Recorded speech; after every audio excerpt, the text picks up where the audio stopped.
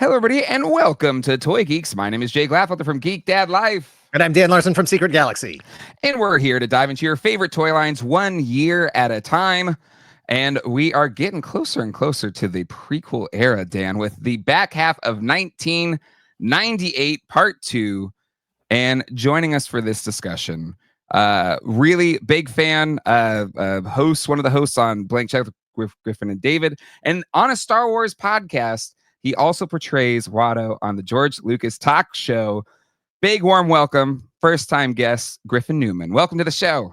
Thank you guys so much for having me. This is very, very long in the works. Yes. I feel like this has possibly been 2 years of trying to nail down. Since even before our first episode. Right. I think I mentioned like, hey, doing this toy focused podcast. Yes. And I think you'd be a great guest for, because I think our first series was like Motu. I was like, yes. It'd be cool if you, because, like another role you play, Orko, incredibly well. It's like, cool. It'd be cool to, have you on to talk about that or whatever. But yeah, very excited to have you here because I got to say, Griffin, big fan of Blank Check. I'm not like, I don't listen like the second it drops or something, but I listen pretty regularly. And often on the show, you have like your merchandise corner part. I try to get it in there. You try. Yeah. And I love David. I love your dynamic, but every time it's like, we don't have time for that. Or, oh, sure, whatever. I'm like, no. I want more merch corner.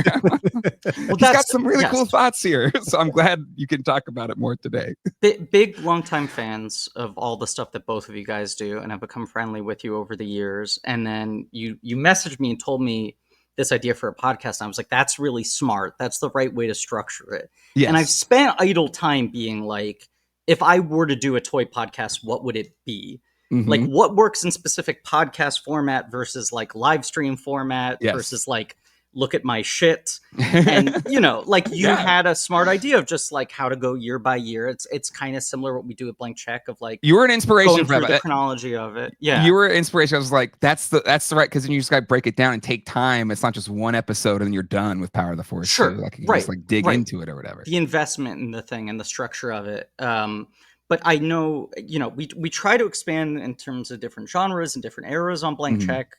We pick one director and go through their whole career, movie by movie, episode by episode. And I think when we cover older stuff, it's a lot of fun and there's a lot of context to dig into. But I have noticed that like when we are covering a movie that we lived through, there is the added juice of our personal experience, remembering the hype cycle. When we saw it for the first time, we can do an episode on something that like predated us and talk about what age we first rented it or whatever. But there's the personal experience. And so you reached out and said, we're starting with Motu. And I know you're a big fan. Would you want to do this? And I was like, I'm born in 89. I don't want to do a toy line I didn't live through collecting. Yep. Because there are so many I did. And I was like, if you guys do 2000X, I can like come on hardcore. Nice. If you do Palisades Muppets, if you do Movie Mania, like I gave a whole list you did. of things. And I've just been waiting for the timelines to sync up. Yes. Excellent. Yes. Yeah. I'm pumped this one did. Because I think it was it the one, because you've been doing, or you just finished up Spielberg a couple weeks ago. Yeah. But I think it was when you had Chris Gethard on, and you all were talking about the dark ages of Star Wars, I think, or something like that. Yeah. I was like, I need to hit up Griffin because I think he would want to talk about this. Yeah, I have some specific, very like important sort of where Star Wars and this era, Power of the Force 2, feeds into my life as a collector and sort of that fulcrum point of like, are you going to transition from being a kid who asks their parents to buy toys for them or saves up the allowance to being someone who is like lifelong committed to this sickness? Yes. I don't know if you guys know this, but Gethard also used to write for Toy Fair magazine. Oh, jeez. I didn't know that. He was not a staff writer. And I think I've only maybe talked to him about this once. Chris Gethard is a great comedian. Yes. For those who don't know, and a massive Star Wars fan. But they had their regular sort of staff writers and then a lot of their freelance pieces, and especially the ones that were a little funnier, because Toy Fair had this very strong comedic bent. Sure. They would sort of like just scan UCB, the improvisers who would make a lot of nerdy references in Yeah. improv shows and be like, do you have any halfway funny like angle on a piece, either explicitly toys or these characters that spawn toys from the 70s and 80s? And I remember seeing his name on like a bunch of pieces in that overlap period between, you know, like I'm a toy collector and I'm starting to see comedy. Yes. Yeah. That's cool. I didn't know that. That's awesome. Yeah. But so he remembers the dark ages vividly as well. The years where it's just Bendums. Just toys, is that what they were called? Yeah. The Bendums, and it was just toys. Just toys, Bendums. Just toys, yeah. No double T, just toys. I'm not sure. I'm not sure now. Toys. That's a really good question. It's just toys. Yeah. Yeah. So I am curious. So clearly you're a toy geek. You're a toy collector. But like, what was single T, all one word? Okay. Single T, all one word. Is it like the T is capitalized in the middle? They're both sharing it. Yep. That's smart. That's smart. Efficient. It's efficient. That's cost savings right there. Yeah.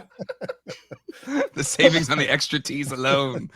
But so I guess, you know, take us through, like you just brought it up like that, just being a kid buying toys to being a toy collector. Like what were action figures for you as a kid growing up? And before you start that, I want to say, I think you are the youngest person that we've talked to about this. So a lot of the guests we've had have been born in 82, born in 83, born in 84. Yeah. So, you know, hitting 95 when Power of the Force first hits. Yeah. You're significantly younger, especially for that pre 10 years old.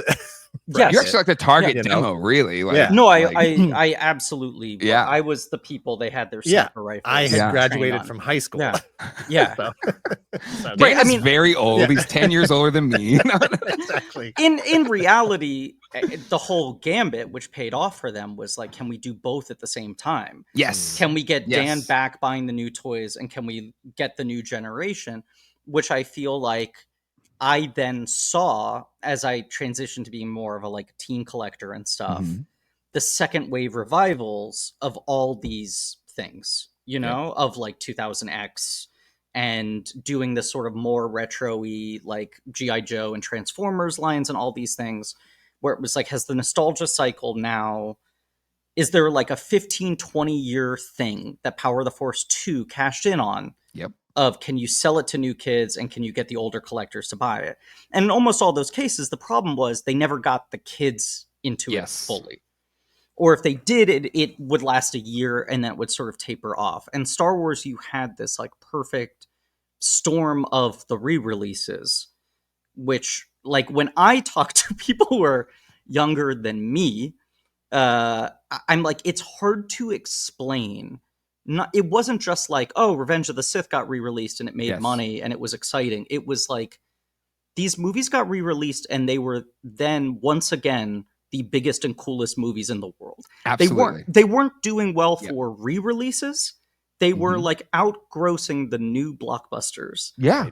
And like I think the Star Wars re-release was in the top 10 movies of that year. It made like another $130 million or whatever. Yep. There was that feeling at school of like, oh, there's only 3 weeks until Empire Strikes Back. Yeah. And some kids would be like, I have the VHS. And it was like, that's cheating. Yeah. You have to wait to see it in theaters. Yeah. It wasn't quite the 3-year cycle of new releases, but it was like a 3-week wait that built a sort of cultural anticipation. I have this very distinct memory of, I think, the Nickelodeon Kids' Choice Awards that year nominated Star Wars for Best Movie. Wow. I believe it. Yeah. We could fact check that, but like I remember being like, that says something. Yeah. That like this generation feels like it is their movie as much as, you know, my dad who's taking me and is like, this is fun. I saw this when I was little. I think that is the thing that it perfectly, because same for me, right? I was born in 85, so just only 4 years older than you. But grew up like, and I've talked about this before in this series where like, it's like my dad was passing to me this like, you know, ancient text, this historical sacred text when he had the taped off TV copy of A New Hope, and that's what we watched. And but his thing was always like, yeah, but like this is nice, but you didn't see any theaters. When I saw it, like it was this whole this generation of people that came out that lived before me that would tell me, yeah, this is cool and all, but the theaters were that wasn't the real thing. Exactly. And then when and we talked about it already, but that trailer where it's the little TV screen and then the X-Wing comes out of it, I was never more excited, I think, in my life, because I was like, yes, I get to have the theater experience. And for those who have not seen it, it is one of the more effective pieces of movie marketing in history, I think. Agreed. Of just like, a widescreen trailer you're seeing in the theaters with a tiny TV, like basically this console over my literally shoulder. right behind you. But like that small, but in the corner, the center of the thin frame. audio, very thin audio. Right. Mono. And then you just hear the announcer goes, for decades, people have only been able to see Star Wars like this. And you like push in on the screen until it goes to widescreen. Yeah. I believe the wording was for an entire generation. Yes. And that speaks to exactly what both of you were just saying. That entire generation who knew of its existence, who had seen it, who understood, who knew the story, had grown up without the ability to see it anywhere. And it's crazy to me to think about, first of all, the passage of time it's getting faster and faster. Yeah. In 95. Well, the fact that Revenge just came out as like the 20th anniversary. The 20th anniversary. The 10th anniversary of Force Awakens. That is a number I feel like people are not talking about enough. But that feels like an absolute mind blower. Right. Yeah. And I don't know a lot of kids who would have been 7, 8 years old when Revenge of the Sith came out. Right. Yeah. So celebrating that anniversary, I don't know how significant that is to them. Sure. Movies, as pop culture, as whatever. But that's older than, Return of the Jedi was when those special editions came out. Yeah, absolutely. And it was like this thing that had been gone forever, because we grew up with that whole early 80s into the 90s period was, this stuff doesn't come back. Once it's gone, it's gone. Yeah, and so there was that sort of preciousness of, I have to have that experience in the theater, because this is something I never thought was going to be possible. Yeah. Yep. Yeah. Yeah. And the X factor of, I remember very vividly, I think I must have seen, I grew up in New York City, where I still live, and I think I saw all 3 of the special editions at the Ziegfeld. Which was sort of within New York, if not the Northeast, the kind of famous lineup around the block Star Wars theater. That's where like Triumph did his Star Wars prequel segments. Yes. And where they were doing the big fundraiser, Jedi Master Card, something for charity, where people were camping out and taking shifts for like 4 weeks leading up to Phantom Menace. Which I even remember, when Phantom Menace came out, it was right around the same time that MoviePhone had launched. And I remember like calling and getting tickets when they went on sale on the phone, and being able to like nail with my dad and my brother like 3 tickets, if not opening night, within opening weekend, within the first 3 days at the Ziegfeld, which was a huge single screen palace. So it's only going to be like 4 showings a day of this movie. But like you were going to get the hottest crowds there. Yeah. And I remember calling, getting the tickets, hanging up, and going like, do people not realize that you don't have to sleep on the street? Did they just not get the memo? Like that this new thing showed up and you can do it? But I remember like waiting around the block, for the special editions, where it was like, you had to buy tickets at the box office. Yeah. You had to line up for 40 minutes to get tickets as the last showing got out, the previous showing. But wait, let me step backwards for a second. So general collecting, I just feel like I was always a toy kid. I was the first of 3 kids. My mom was really overprotective about like my media diet, and also tried to be overprotective about my diet. I think she wanted a very erudite child who only ate organic food. Nice. I broke her. But when I was born, she didn't want me watching anything that she thought was too violent. Okay. Which, as a kid in 89, going to the early 90s, it was like Ninja Turtles, Power Rangers, all the Marvel cartoon shows banned. Yeah. Dang. Like all those things. Right. There's like these huge generational touch points for all the kids in school that are like that's the thing. Not allowed to watch them. You couldn't even play in the playground because those are all the games we were playing. I don't know how to ninja kick. What am I supposed to do? This was like a lot of my life. Was like I'd have to figure out how to study the character names on my own, but I didn't know how to totally like play along with them. I remember for probably my 4th or 5th birthday, my grandmother bought me Megazord. I guess it would have been the original Dinozord. Mm-hmm. Yeah. And I ripped the wrapping paper off and my mom's face went white. And my grandmother was like, I just went to FAO Schwartz and asked what the most popular thing was with toys. And my mom kind of had this crisis of like, am I going to throw it out? Am I going to let him play with it but not watch the show? Yeah. But then the other side of it was she also wouldn't let me watch anything that she thought was too cynical or sarcastic. Oh my! So in the early 90s, what did you have? Almost nothing. Almost nothing. Truly. She like, I think Simpsons was like the most extreme version of that for her. Of course, yeah. Right, where it's like I'm born the year The Simpsons goes on the air, and there's all this like hand wringing of course, a bad example, the underachiever and proud of it shit.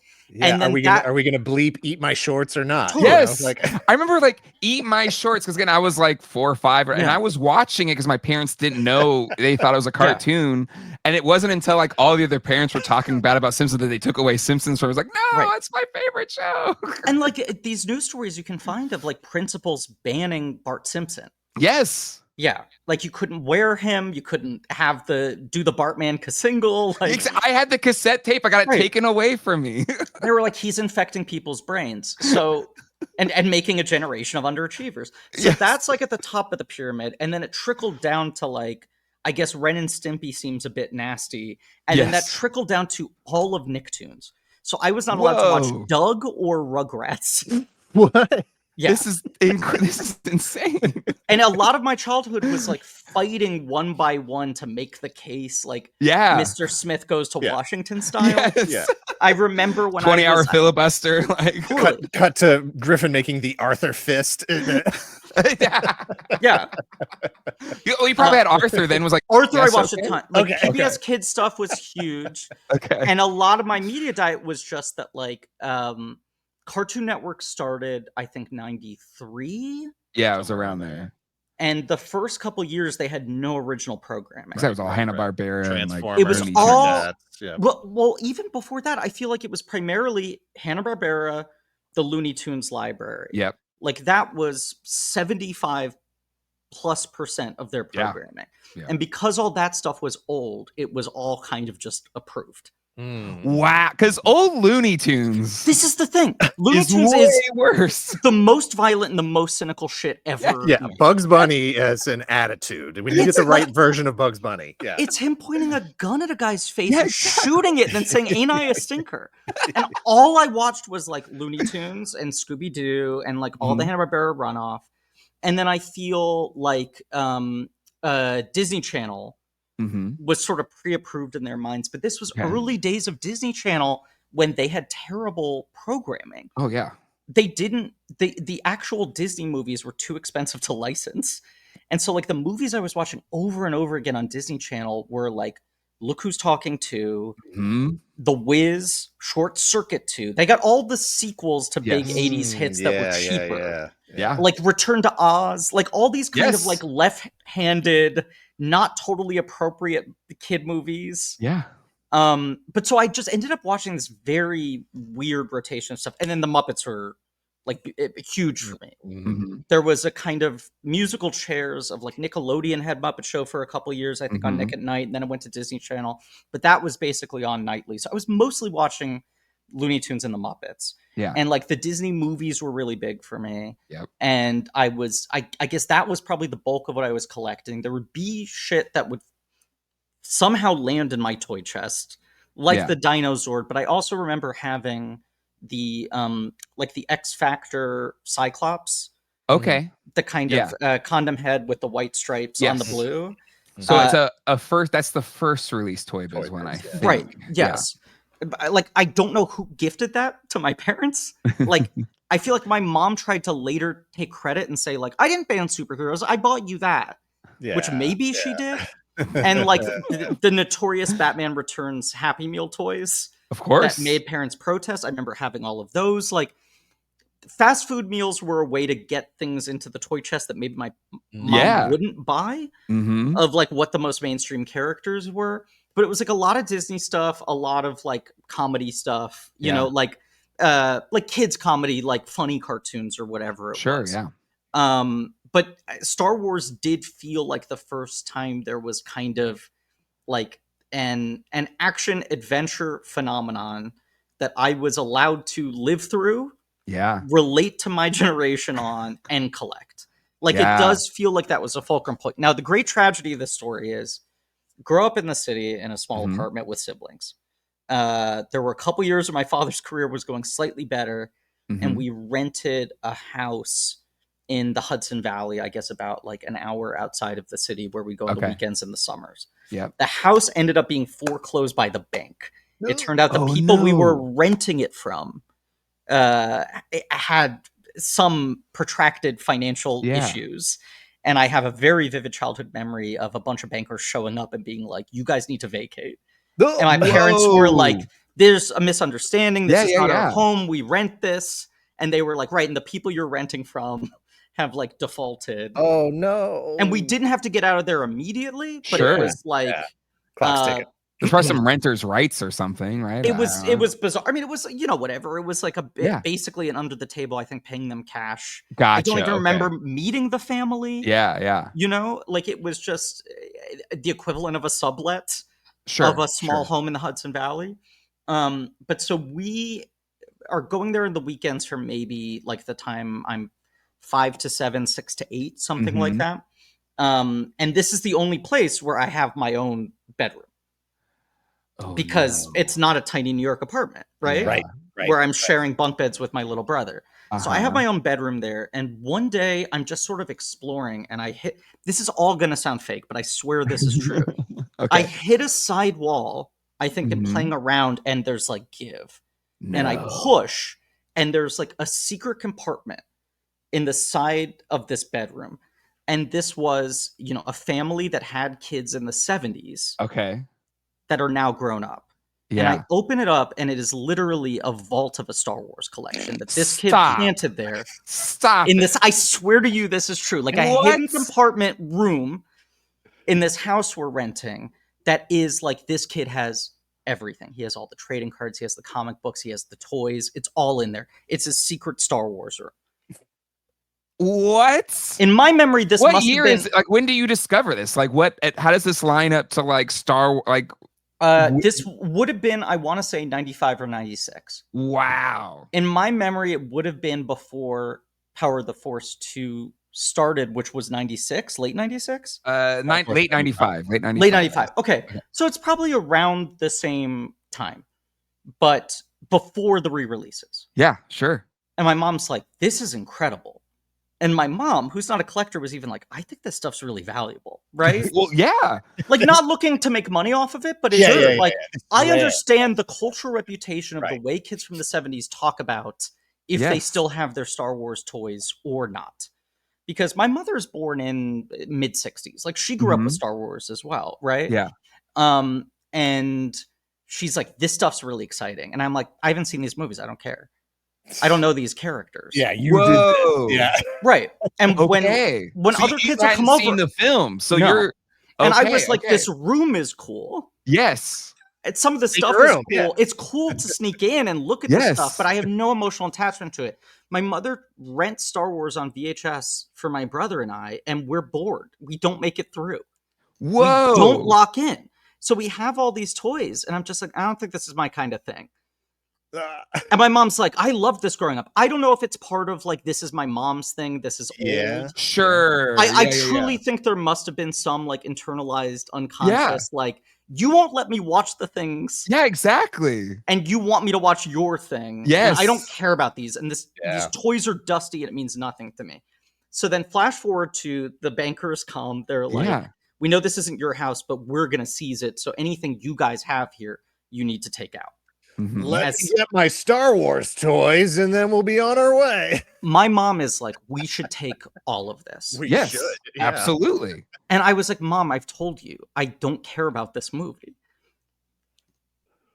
You showed it to me and I didn't like it. My mom, bless her heart, like was like, trust me, you're gonna be happy we took some of this. So we take a percentage of it.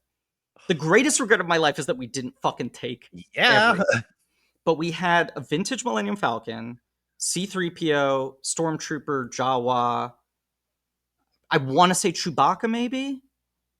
Like that was basically what we took. What? Oh, okay, just do you remember what you left behind? Like, do you? I couldn't. It's funny. It's like I don't know if it's blocking it out so I don't get too angry about it. I have such a visceral memory of what that room felt like. And to call it a room, it really was like it was an alcove, right? Yeah, sure. It's probably like a little yeah, eaves or something. Yeah. But I just remember it being jam packed, and she was just sort of like, "I'm gonna take like 5 major characters." Yes. And I'm going to take the Millennium Falcon because I know that's important. And we got out of there. And then it was like within less than a year, the re-releases come out. And you're like, why don't I have all of this? But then I start building a collection that has a base of course, second generation, stranger hand-me-down vintage toys. Yeah. Like that's where I'm starting at. Wow. Yeah.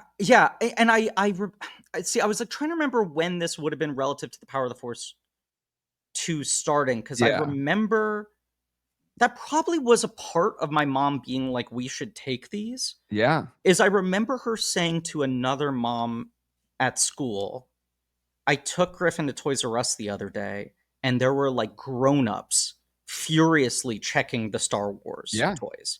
She was like, this is so fascinating. Right. But she was like, this is so fascinating that I'm like seeing the kids who grew up on this still buying the toys now. They're so excited that the toys are back. Right. Yeah. Which I think hit something in my brain of like, oh, that's an option. Yeah. I can just keep doing this. Yeah, exactly. I can be this guy forever. For a kid who would literally like, when grown-ups ask me, what do you want to do when you grow up? I would say, I don't want to grow up. I'm a Toys R Us kid. That was my answer. Yes. So that was like a big imprint. Right. The new toys are coming out. I now have this collection of vintage toys. We see the re-release. I'm like, holy shit, this is the coolest. And then it's like insane. My whole class at school is Star Wars crazy. Of course. But I'm allowed to be part of this. Yeah. So for the next 2 years, it felt like this is my entire world. Yeah. Yeah. That's incredible. Like your experience is what I dreamed in my wildest dreams would be something that would happen. I remember having daydreams of accidentally finding a collection. Because for me, it was hand-me-downs as well. It's all I had until Power of the Force 2 came out. And we've talked about it already. Like finding even a busted up X-Wing with like no stickers, no accessories, no anything was like, I have to get this because I don't know if I'll ever get a chance to get an X-Wing again. And I would have daydreams of your experience of like, what if I just stumbled upon a collection somewhere? I mean, it's still the kind of thing I have dreams about, except it happened to me and I fucked it up. But I hope I'm allowed to curse on this. Let's be clear. Like the Millennium Falcon we had was busted, right? Like it was like many stickers peeling. I think the sort of like removable roof, the back part of it, right, was cracked in half. So I had to sort of like slide the 2 pieces in to have a cover. I thought the C-3PO was broken, and then now I look back on it and I'm like, was that the pull apart version? But I remember crazy gluing it back together. No. But I'm also like, was it like all of this none of it was in good condition, right? Sure. And it was like a vintage Jawa missing any cape. Right. So I'm like, I don't know if that was originally vinyl or soft cape, goods. Right. But I never had the cape to begin with. Yeah. But then suddenly it's like, as much as I regret that we didn't just run away with that entire bounty, all the stuff is on shelves. Like I can get the characters now. Absolutely. And especially those vehicles were basically all just reproductions of the vintage Kenner ones. So using the same molds, really, and then and just better deco and stickers and whatever. So it was like pretty easy for that stuff to coexist. Yeah, absolutely. Wow, that's an incredible story. That'd be one of my favorite stories ever shared. Because I thought the way the story was going was that it was your weekend home, so you had all of your toys there, and then when they kicked you out, you lost all of your toys. Opposite. The opposite is I didn't take all the toys I could have taken that weren't mine. The magic toy house. Yes. No, I'm picturing you hit that panel, it opens up, and you get that Back to the Future, you know, as the door slowly opens up. It's also like camera swings. As I remember it, it was Star Wars only. But I mean, there's no way to know. But I wish I could see that room again and be like, is there stuff I couldn't even ID at the time? Yes. But especially because it had magazines and cards and all this sort of stuff, it really felt like this kid was Star Wars obsessed in 1978 and had everything and put it all in this secret room. Was this something you ever double checked with your mom? It's real. It's real. Just as far as like what she remembers seeing in there. That's like to try and piece back like what was. She wouldn't. Yeah, that's the problem. You know. Like she wouldn't be able to recall. She would only remember the part of fighting me and being like, "We should take more of this." Yes. Yeah. Wow. That's awesome. That's incredible. Okay, so you're buying Power of the Force 2. So for you, when was the transition from kid buying toys to collector, or did it kind of just like meld in that point? Because that's the fascinating thing about Power of the Force 2 for me, because I was 4 years older, but it was just like I was already at that point where people were telling me I was too old for toys, and so what the beauty of Power of the Force 2 is like, well, I'm a collector. That's what I'm doing now. I collect these because, to your point, grown-ups are collecting these. So this is my life now. I also had a younger brother. I had a younger brother who was born in 1985. He was 10 years younger than me. So I was taking him through the toy aisle. Sure. Absolutely. I'm buying this for my nephew or whatever. I had a 9-year younger sister. It was a similar deal, who had to pretend that she liked Star Wars and a lot of other stuff. I feel like Phantom Menace was probably that real transition point. Sure. Where it was a little more like, I'm trying to game out what to buy. I have a very distinct memory of like at least 6 months before the toys hit, if not significantly more, maybe like a year before, I made a grand proclamation of like, I am not spending any allowance because I need every cent I can save for the day that Phantom Menace toys hit. I don't want to have to only choose one thing. So that felt like even a change in psychology. Absolutely. Of budgeting and it being less like impulse or like, you know, pulling my parents' pant leg. And then certainly by the time of like Attack of the Clones, it's very deliberate. Like this is an adult collection in a high schooler's room. But 99 Phantom Menace also I feel like is when I start buying McFarlane, which is like a real like no, these like have an attitude. These are not for kids, you know? They're edgy. Right. I was like so into Austin Powers that I had that full line, which is like, that line was so edgy, even me, because I was not raised as strict as you, but I had pretty strict parents, and I was like, oh my god, this is like they're allowing this on shelves. I'm seeing 98% of Mike Myers' body. Right. Like my dad loved raunchy comedies so much that was the one thing that would sort of slip sometimes.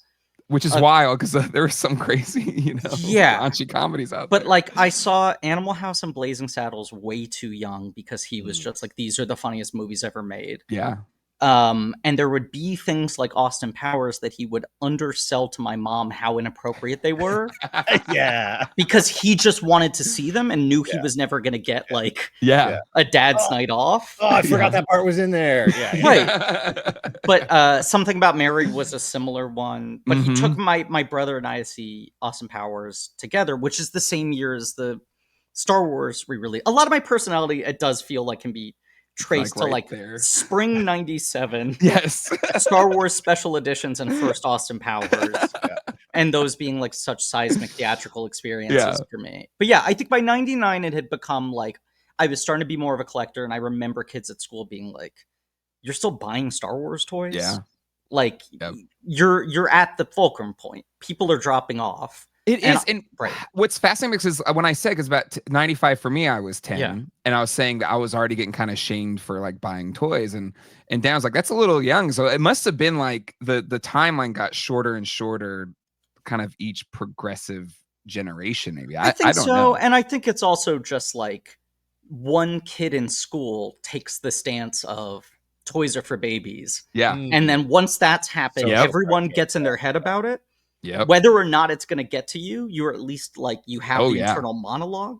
Absolutely. And I just remember that exact thing of like coming to school and being like, did you see the like images of the Phantom Menace toys? Which characters do you think you want to buy? And him being like, we're 10. We're not buying Star Wars toys. Yeah. 1995. I'm a freshman in college. Yes. I had the Earl Norham, the Earl Norham fold out posters from Masters of the Universe magazine. Mm-hmm. I had those all over my walls. I had just worked at a movie theater for like 3 years, so I had one sheets all over my walls, Jurassic Park, all kinds of other stuff. And I was wearing my X-Men hat every day. I was an art student, convinced that I was going to be a comic book artist. So, it was very much like, I'm just going to lean into this personality wherever the chips fall. That's what happens. That's who I am. That's where, I got there by high school, for better or worse. And I remember convincing girls I went to school with, who, let me be very clear, I did not date.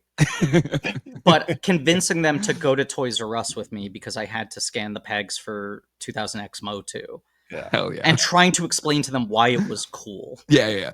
This is badass. This is actually like cool that I want to do this. Yeah. Did it ever work? Because I never got that one to work. I remember them being like, oh, I guess they are like well sculpted. I understand what you're saying. It wasn't like they were like, fuck, merman, awesome. Or that it made them think that I was cooler or made them I also appreciate it as a sample of pre-Raphaelite, anatomy. Right. The way the folds fall naturally across the contours of the body. That's why I'm interested in it. But that the 90 this post special edition Power of the Force, obviously a lot of the stuff that had come out pre-special edition was still on shelves or being re-released. Yeah. I mean, I remember the first wave of stuff I was getting very much being the roided out. Yeah, exactly. The 95 through 96 and 98 is kind of the shift from, and there's still some super buff weird stances to more accurate and like really good figures. But that made it so weird to have a collection at this point in time where it's like, I have these incredibly straight-limbed vintage figures. I have these action stance, like Motu inspired figures. And then it's going through to the evolution of them becoming a little more naturalistic and a little more detailed. But So did you miss out on like O-Ring altogether? Yeah. Like G.I. Joe and anything that used that O-Ring form factor? Pretty much, I would think. I have to think so. I mean, I feel like there were still vestiges of O-Ring, but they all would have been lines I wasn't allowed. Yeah, I don't know. I'm like, because I will say this, I also was the type of kid where I was really fascinated by the engineering and construction of toys from a young age, where I would take a screwdriver and pull things apart and want to try to understand how they moved and the different. I was trying not to go. Dan was a destroyer. I don't know much of a tinker. Yeah, I wasn't full Sid Phillips, and I wanted to put them back together. And if I couldn't put them back together, I'd have a real panic and breakdown about it. But I was also the generation of watching Toy Story, and then it's just like that becomes my headcanon for all toys. It's just like I can't hurt this living creature. Toy Story was like my biggest thing growing up. Was like my hugest activation moment and the core of my collection, and it was also such a good thing to collect because it was like there is this pursuit of the versions that are closest to the movie. Like I was aware that I had the smaller scale figures or the Burger Kings or the Bendums or whatever they were, but it was like they don't make all the characters in the right scale, the right formats. And it, along these lines, I was watching as a kid and being like, okay, Rex feels like hard, hollow plastic. right? Versus someone like who's more solid, who's more rubbery, right? Like sensing the sort of like articulation points on Buzz where they're like, oh, it's these kind of like rubber suction ball joints and things like that. Yeah. And so I was always really fascinated when I got a new toy and I couldn't verbalize any of this, but would be like, oh, this one's built this way. Yeah. And I certainly remember the like sensory experience of playing with an O-ring and feeling that tension of like, this is all being held by some sensor source. But I don't know if that would have been just like playing with other kids who had them, or if there was any O-ring line that would have bled into my collection. But I feel like I didn't own any. Yeah, because G.I. Joe is pretty much dead by 93. Yeah. So I think 94 is the last year. Yeah, Ninja Turtles, Power Rangers, that's the market. Toy Biz. The shocking thing is like O-ring didn't really carry on after that, because it's a really I still think it's a really compelling toy design. Yeah, it kind of dips out for a year or two, comes back at Toys R Us, and then stretches on. Yeah, I'm like, I love you mentioning the toys. Yeah, latest O-ring figures. I'm like, what were the like? Because there's stuff like the Street Fighter movie figures. There's those kind of like built off the G.I. Joe box, and I feel like I knew kids Mortal who had Kombat. Those. Right, all of those, right. I guess that like late 80s, early 90s generation of fighting games carried O-ring, but those were, of course, video games were more banned than anything in my home. Like Mortal Kombat, that might as well have been a XXX horrible like snuff film. Exactly. I love you mentioning the Toy Story thing, because there's still like the accuracy thing, because like this is the Toy Story collection Buzz. And when that series came out, like these are going to be the most accurate ones ever released. And even still, this one is really nice. It's very close. It's not exact. And it still is just a little thing that eats away at me. Well, that I still don't have a Buzz that works like he works in Toy Story. Here's what's annoying. I'm sure you probably know this, but there's the Disney Store Buzz that they've now reissued a bunch of times. Yes. That like... It does the karate chop action. It gets right 5 of the things that the collection one gets wrong. Yep. But sacrificing 5 of the things that the collection one gets right. Exactly. Where I'm like, I need both, because combined, they almost cover 95% of the things I want from screen accuracy Buzz. Like, they nailed the engineering of, like, making the helmet retract with a button and the karate chop, which I feel like Thinkway Toys was always like, well, it's impossible to have those buttons. Exactly. Where does the helmet go? Yep. And how could the karate chop button be in the back if the wings are there? Exactly. And the engineering of the Disney Store one is so good, but yet I'm like, right, a perfect example is none of them have the rubber suction joints at Buzz's shoulders. Yep. Which I'm just like, because you see his arm fall out, you're so aware of how that's built, and none of them do it. Dan's like, sure. No, hey, you say so. Initially, we were there. My girlfriend at the time and I, we were there. Getting all the this is a little bit of a side, and I'm sorry, but I finally have something I can talk to this about. So we went to Tokyo, Japan. The one there at Tokyo Disneyland is made by Takara Tomy. Oh, and interesting. Theirs is different than the American Disney Store ones. Yeah, and it's more accurate. It looks. Because the Disneyland one doesn't look right. Like, it just kind of is not, but it has those features. Yeah. But the Takara Tomy one looks like the Toy Story collection one, but the wings don't pop out the right way. They still go out like this. I'm like, I'm so close. No one gets it totally right. And I like question to some degree if it's actually just impossible. Right. But my big question, and then we can get off of this day, is that Thinkway has quietly gone out of business in like the last 2 years. Yes.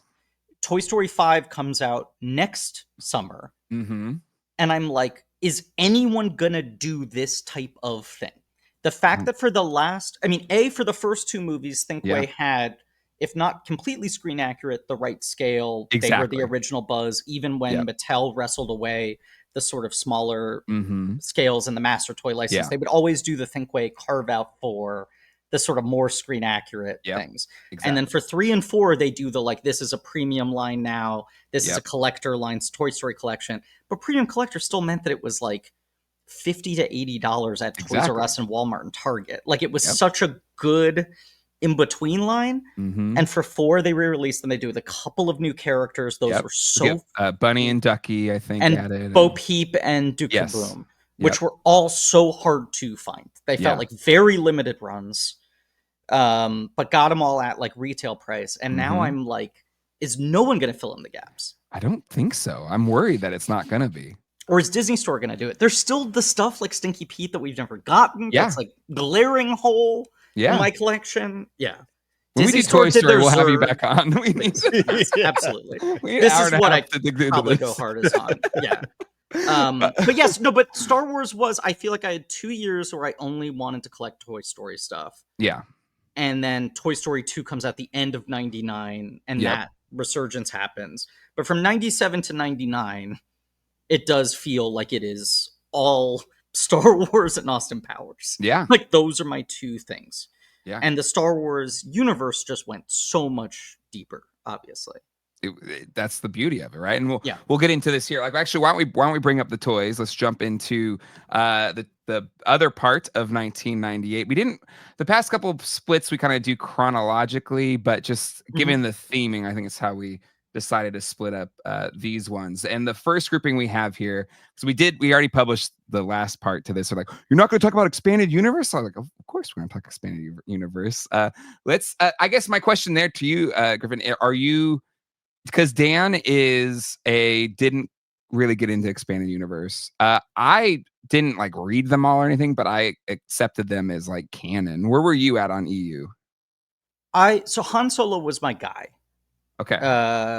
I was going through all this material and trying to remember which toys I had and which toys I just coveted.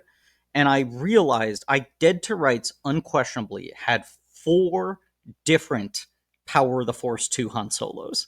Nice. Without doing a Boba Fett style, I want the same figure. I was just so all in on Han Solo that I was like, to the detriment of having other supporting characters I want, I kept seeing a cooler Han Solo and wanting that as like the upgrade. Yeah. So that was like the crux of it for me. And I read the Han Solo trilogy of books that would have come out around that time. Okay. Yeah. I feel like that was the only EU stuff I dug into, the sort of young Han Solo Jabba novels. Shadow of the Empire was so big though that I was like very aware of it. Yeah. The only one I feel like my brother and I had was the Zizor Darth Vader 2-pack. Okay. Yep. I had that one too.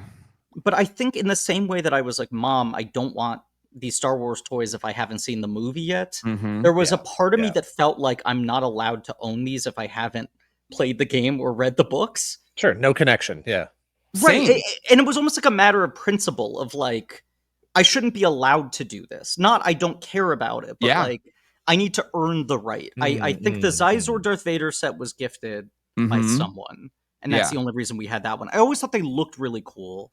And like the cyborg disguise Chewbacca. Yeah, we talked about that one. That's a fun one. It's so 90s. So 90s. Dan, Dan, you were far more completist than I was. I also didn't buy the expanded universe ones because I didn't have that connection to it really. But Dan, were you buying the EU stuff even though you weren't a EU? As far as the toys go? Yeah. I definitely bought a lot of it. This Dark Empire set here with Clone Emperor Palpatine and all that. I went to my store and picked some up, by the way. Ooh, $14 for everything. Yeah. It was so cheap. Anyway, sorry, go ahead, Dan. I was big into comics, and so this crossed over with interests, and so I was definitely buying up all the comics and reading them. Whether I actually liked them or not, I was still getting the comics and reading them. And so I was familiar with these characters and what was happening. I had read at least 2 of the 3 Timothy Zahn books, so I was sort of familiar with all the mythology, even though I wasn't accepting it as official canon in my own personal brains. But I thought these were pretty cool figures, and I thought it was very exciting that they were exploring things outside of just the films. Yes, and I now looking into these for this podcast, I had this sense of regret that I didn't buy these figures just because it's a really cool packaging idea where you can actually tear apart. Yeah, you can tear apart the back and have this, whatever, this little display thing going on. And I think it's really cool. Also, I find it funny. Made it like, no, go ahead. Sorry. Oh, I was just gonna say, just somehow Palpatine has returned. Like, well, it already happened back here, I guess. They called it. I just also remember like going through the toy store aisles and seeing these, and the sense of there being the diorama you could unpack from the back. it was so tempting to just like do it there. Yeah. You know, even if I couldn't play with it, it was like, you're telling me it's right behind here. Yeah. All I gotta do is pull this tab. Yeah. Also, just as sort of the opposite of what Griffin was just saying, as someone who just appreciated cool action figures and liked to have more action figures, I didn't care if I had earned, the sort of right to own these. These just looked like cool figures. And so whether it was Star Wars or not, whether I accepted into my canon or not, I wanted this cool vampire looking Jedi guy, Do you guys think, is it just me, or does the clone Palpatine look weirdly like ER era George Clooney? Oh God.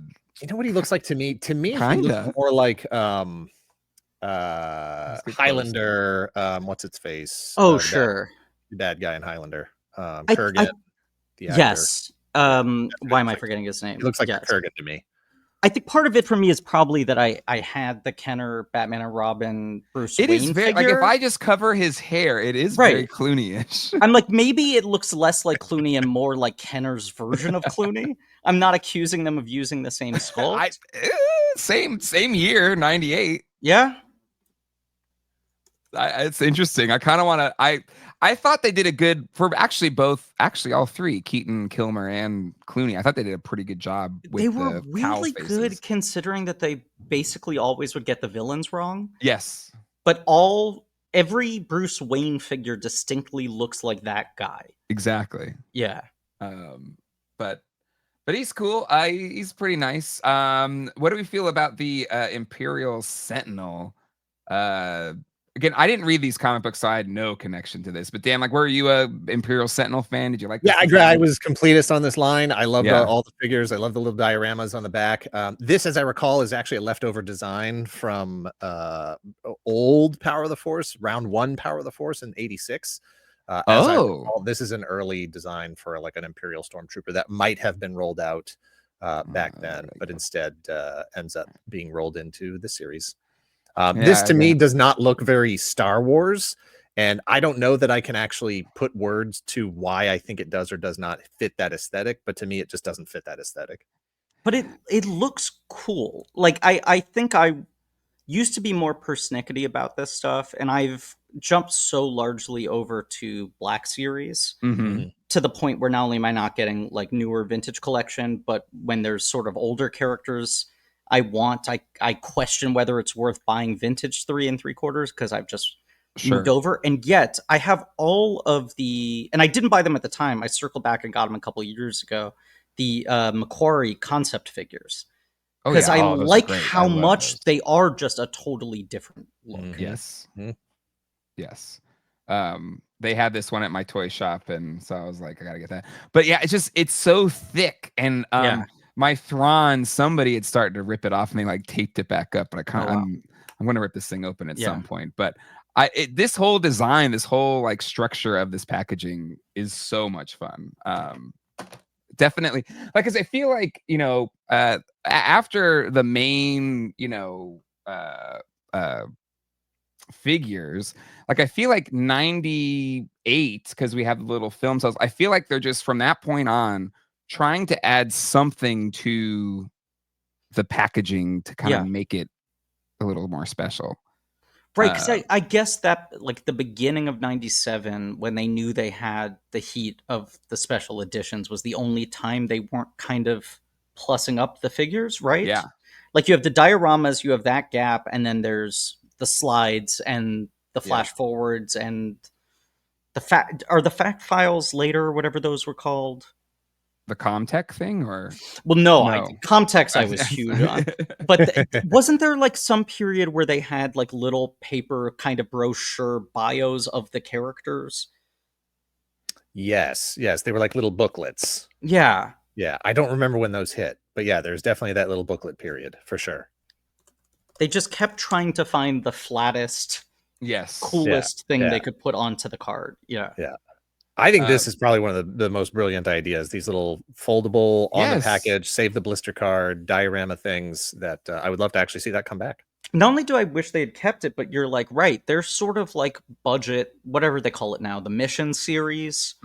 I feel like there's been such a struggle for Hasbro in the last 10 years to figure out how to make a like entry-level price point Star Wars figure that is cool for kids, Yep. but is more affordable than the increasingly expensive collector ones. And I'm like, if you were doing like basic, reasonably good 5 POA sculpts with this, Yep. I feel like that's more appealing than giving them like spring-loaded blasters and whatever. Yeah, dumb... they've done several iterations of that. Right. You know, you can go back and find Boba Fett, Han, Luke, Darth Vader, whatever, that have been produced. You know, every sort of like every 3 or 4 years. Yeah. Sometimes it's the same mold, sometimes it's, you know, different packaging, whatever. And I just, without being actually able to see the numbers behind that stuff, I just don't know how well it actually connects with kids. It feels like it doesn't, just because they keep having to relaunch it. I'm like, if it was working, they wouldn't keep rebranding it. Yep.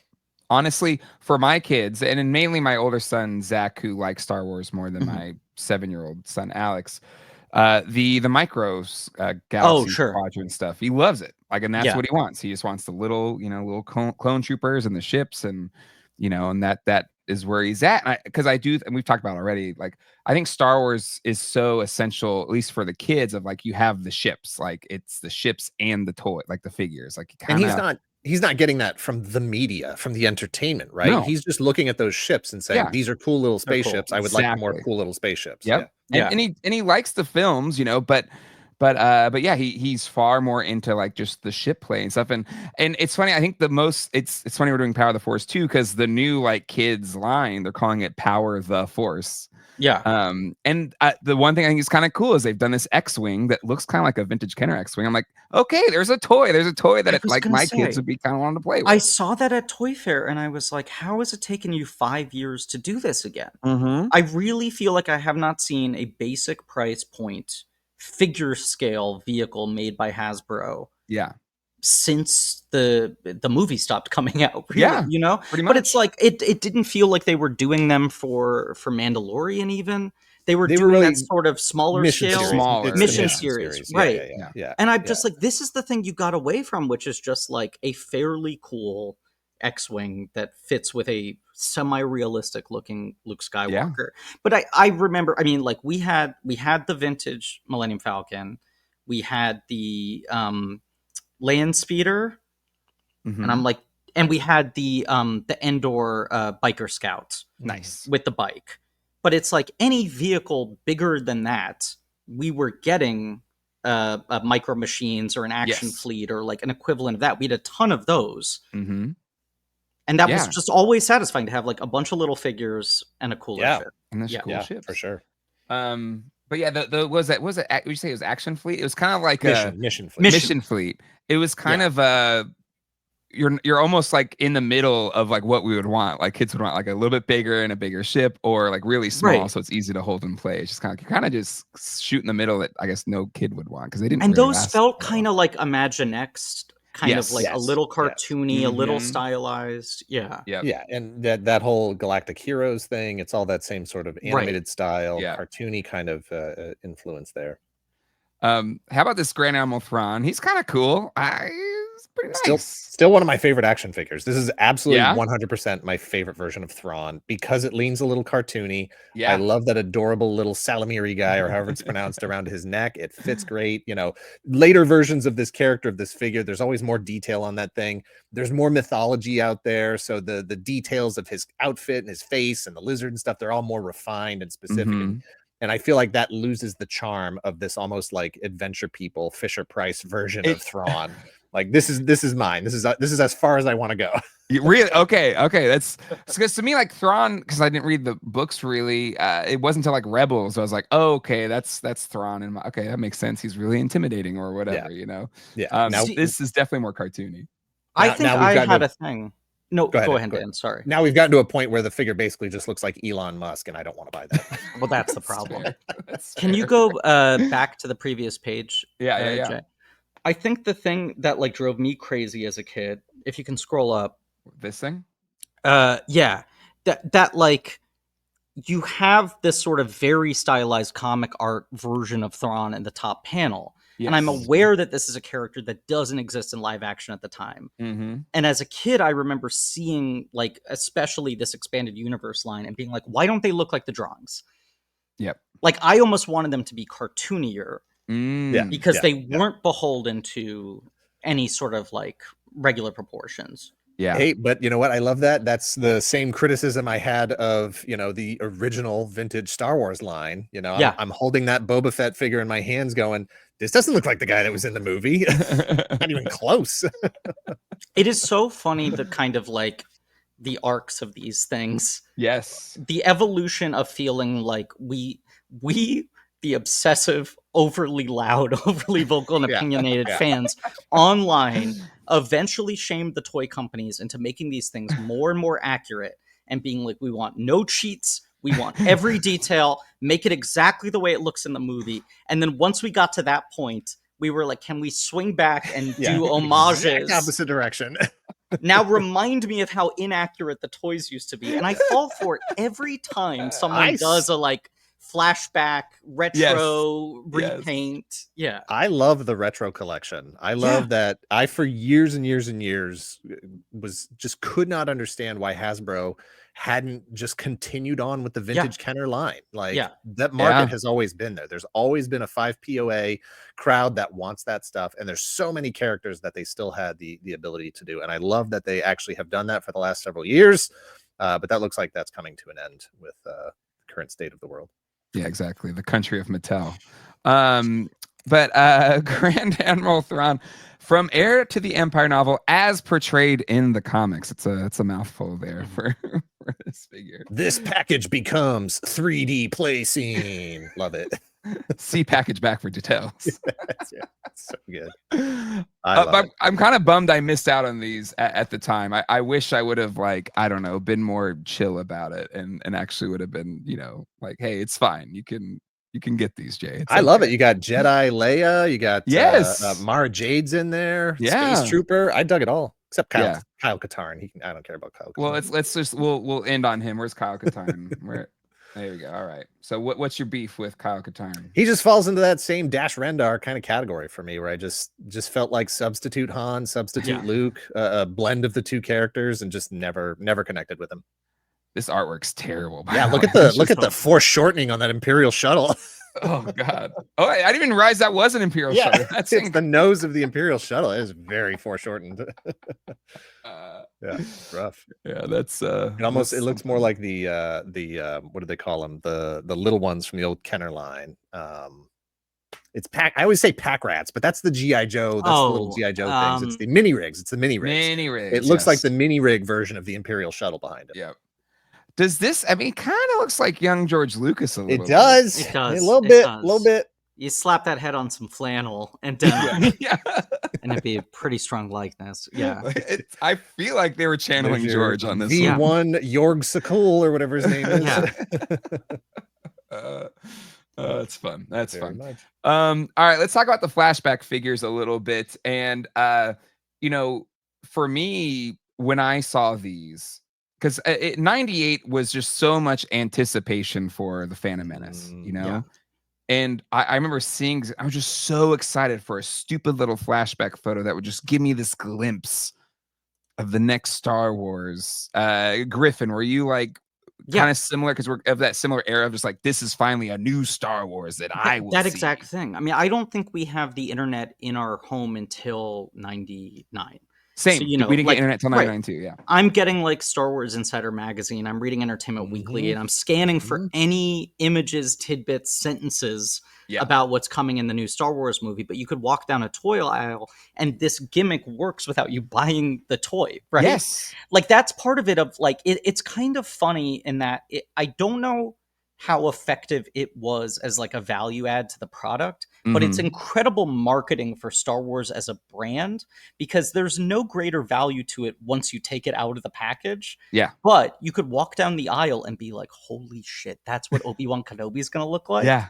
Yeah. And I always found it really funny that some of them, they were doing this kind of like, well, old Obi-Wan, here's your first glimpse at young Obi-Wan segmented into a little cardboard plastic trinket. But that the other ones they would do were just sort of like, this character spiritually kind of fits into the same lineage as here we go. Hoth Chewbacca is one of those. Yeah. And it looks like it's the same head sculpt. Maybe not as the I think that's a new dungeon one. But he gets paired here with a Wookiee senator. Right. But it was part of the like excitement about that Phantom Menace ramp up, and crazy to think about this being over a year before it comes out. Yeah. But you're pulling this thing, and you're going like, Wookiee Senator, what's he gonna do? Yes. How major is he gonna be? Yes. And Is even that just Chewbacca's dad? Right. I didn't know he was like a diplomat or whatever. Yeah. But even just because that's what I was so excited about the prequels was just like the Galactic Senate or whatever. It's like you just heard it like offhand, like, oh, they just dissolved it or whatever. Right. And there's just the idea that, oh my God, we're gonna see the Senate. Oh wow, this is so cool. And they're trademarking them. Yeah. This is a Wookiee Senator TM. These are major important. The couple of flashback cards though that don't work. Luke doesn't work great. And, right, they do that to young Anakin. Yeah, so young Anakin's getting 2 because he also gets Darth Vader. Right. Yep. So this honestly is a good Luke as far as an figure excellent goes. Luke figure. Absolutely the best Luke available at the time. Yeah, I mean, we definitely didn't have that. I had the roided up Luke. Okay. But that would have been one that I probably was like, well, he's got elbows. He's got elbows, and he's like accurate, and he's got new accessories, like everything about it. It's like a plus up in 3 different directions. Yeah. And I can just imagine myself trying to make the argument for my mom as to why it was worth getting a second Luke. Yeah. While she's saying like, we have Luke at home.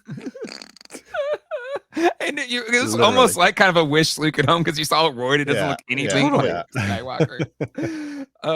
But yeah, a little pull down effect, and yeah, it's a young Anakin Skywalker. Wow. Okay, Dan, I'm curious your thoughts here because you're a bit older. Were you kind of like, oh, he's like a kid? Like, what was your thoughts of like kid Anakin? I was fine with that because if that's where we're going in the timeline, nothing had been established yet. And we knew of, everything we knew from the original trilogy. We knew at some point Obi-Wan and Anakin had to meet. He had to start training him, and then he had to fall to the dark side. So I was along for the ride, excited about it, very much anticipating the prequels, and didn't have a problem with Jake Lloyd until the film. And unfortunately, I think I was old enough to say whatever problems I have with Jake Lloyd in this film are not Jake Lloyd's fault. Sure. My animosity went to George Lucas. So I am part of that generation that said, take Star Wars away from George Lucas. Little did we know how that could change. We got our wish, and it's like a monkey's paw wish, maybe. Like you just knew watching that movie that it was like, I know these actors can do better. I have seen them deliver better performances. Like the Hayden Christensen one, I was like, I've seen him like be an incredible actor. I know he can deliver. Ewan McGregor and Liam Neeson. It is. I went to the Revenge of the Sith re-release, I guess, a week or 2 ago, and Blank Check, when we started it, was a Star Wars prequel. Yes, that's when a friend of mine recommended your show to me. He was like, oh, they're like digging into the prequels and stuff. I'm like, okay, yeah, I'll give them a listen. The first year of the show was just the Star Wars prequels, and that's what we were interested in. And then we sort of figured out our concept and rebranded the whole thing. But at that time, we would do like a mini series on each prequel and watch it every week. So I watched Revenge of the Sith like 15 times 10 years ago, after seeing it however many times in theaters, at least 3 and probably a couple times in between. Hadn't seen it in 10 years and saw it again on like the big screen. And it is so fascinating with distance to now be like, right, here are the better performances I saw these actors give in the 10 to 15 years leading up to this movie and in the 20 years afterwards. And you can really start to break down like, how were they screwed on this? On like a scripting level, on a direction level, certainly like that they were the guinea pigs of having to do this kind of like virtual production where you're reacting to nothing, and how like directors have had to develop methods for how you give them things to the like clearer indication. And the legend of Marsha Lucas as the editor who made Star Wars grows every day. Totally. There's so many fascinating pieces to it, but I had the thought watching it again that like I do think the original sin of just kind of like story conception in these prequels was starting with Anakin as a little boy, like, and maybe more specifically starting with Anakin and Padme at different ages. Yeah. I think it was just a terrible decision to Yep. have one person play Padme for 3 movies, that continuity of performance, but then start the first movie with a little boy who seems so developmentally different than her. Yes. And then force us to like reset with a new guy in movie 2, which kind of throws off the arc. Yeah. It's a fair point. It's a fair point because even like, you know, I was like 14, maybe 13 when it came out. No, 14. Anyway, but it was like, oh, so he's gonna get with her. This is weird. Right, totally. Yeah. It's kind of like the Luke kissing Leia thing. It's like, yes, that's weird. Weird now. Right. She feels like his babysitter in the first movie. Right. 100%. Absolutely. Absolutely. I was like, yeah. well, I guess once you're like 18 and she's 22, it's not that big of a deal. But I was like, no. It didn't work. It didn't work logically. But yeah, no, I was cool with it.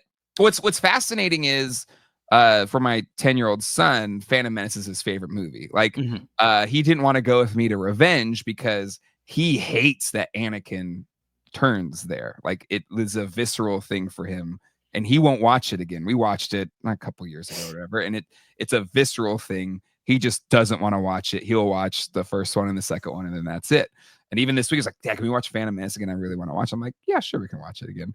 But he just connects so much to the Jake Lloyd Anakin because he's kind of, that's, I guess, who it was for. My friend just watched through all of them with his 5-year-old son, who's like fully obsessed now. And he did original trilogy, then prequel trilogy, then sequel trilogy, and had the exact same thing where he was like really in on Phantom and Attack of the Clones. Yeah. And it's fun to see young Anakin be good. Yeah. And he was, like, by all accounts, as my friend retold it to me, like losing his mind with fear during Revenge of the Sith, being like, I don't want to see this guy get mean. Yeah. Yeah. Kill I can younglings. deal with him being Darth Vader, and I can enjoy the contrast of this guy is so different than Darth Vader. Yes. How could he possibly get there?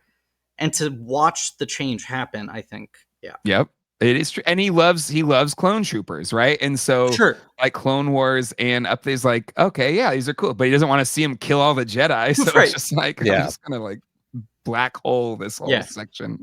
Did you give any consideration to the I wonder to the 4, 5, 1, 2, 3, 6 order? Is that the machete order? That's how we did it whenever we did it. I think we did 4, 5, 1, 2, 3, 6. I think that's how we did it. Because the idea is then you get to have the kids chase the low point immediately with the redemption. Yeah, exactly. Right. Kind of. Plus, you already know that this is a bad guy to be. You've already set the stage as the people who only knew the original trilogy. He was a bad guy from the beginning. But so also for them, they didn't have the context that Vader was Luke's father, so they kind of got to do the whole thing, which was cool. Right. But the thing was just like the Revenge of the Sith is just such a. They hate that movie because of the turn. I hate it because the turn happens so fast. As someone who grew up with the original trilogy, my fall to the dark side for Darth Vader, for Anakin, was something that happened over a much longer period of time, and his sort of deterioration of self, both externally and internally, was a more gradual thing. You know, there was a lot of to find out that he just had like one bad day where he got his arms and legs cut off, thrown in the lava, new outfit. Like that was just one day. It is what makes those 3 movies so frustrating, is there's so many ideas in them I find so compelling, and sequences I love, and yet if you zoom out, it's like there are 2 movies where he's stalling for time, and then a third movie where he speed runs everything at the end. Right. And I'm just like, it speaks to how much I've had this all planned out forever was a giant bluff. Absolutely. Right. Absolutely. But then also like he may have just had too long to think about. I remember talking to Tad Stones, who did a lot of different things, including created Darkwing Duck and stuff like that. But he was an engineer, an Imagineer at Disney. He did Epcot. Oh, sure. He worked on Epcot, and he was there when they were doing the Star Tours or whatever. And he said he had dinner with George Lucas, and in that dinner in the 80s, George like walked him through what the story was, and he had the whole taxation of trade routes. Like he had, like he said, the basic, points of what he wanted to do then, but it's fascinating that in execution it just didn't. Do you know that John Mulaney joke about writing the happy birthday sign? No. And I won't attempt to really, Okay, because he does it better than me. But the idea is that you start writing a happy birthday sign for someone, and you're so confident, world's biggest H. Yes. And then the A, you scale down a little bit, and by the time you get to the second P, you're putting it underneath the first P, and it's like squeezing in, and it feels like that's how he did it. Where I'm like, if you zoom out from those 3 movies and just explain the arc of everything that happens, I actually think dramatically they're kind of incredible. Absolutely. And it's like the absolute wrong division of emphasis and time on different elements. Yes. Combined with like him getting most of the scenes wrong. Yes. Yes. They're like incredible movies to talk about, incredible movies to describe. They're incredible movies to think about. And in like segments, they're thrilling. Yep. And then every time I watch them, I'm just like, God, it's like so close. Yeah. Or even that's why like Clone Wars is to your point, Dan, like I like Clone Wars is like, okay, it gives more time to like Anakin and like kind of digs into like, okay, you know, expanding on that or whatever. It did need more time. Because at the Return of the Jedi, when Luke looks down at his hand, right? Like he cuts off Vader's hand, sees the circuitry, looks down at his own hand, and has that moment of reflection. And that moment of reflection is, if I continue down this path, same thing could happen to me that happened to my father. And after you watch Revenge of the Sith, you go, Luke, it was just one bad day. That's right. It was one bad day. Right. Stay away from Obi-Wan. It was just a bad day. He just didn't handle his shit in a 48-hour period, basically. Could have just taken a walk, talked with a couple of other Jedi, and everything would have been cool. Then he got his arms. They would have made him rank of master. It all would have been fine.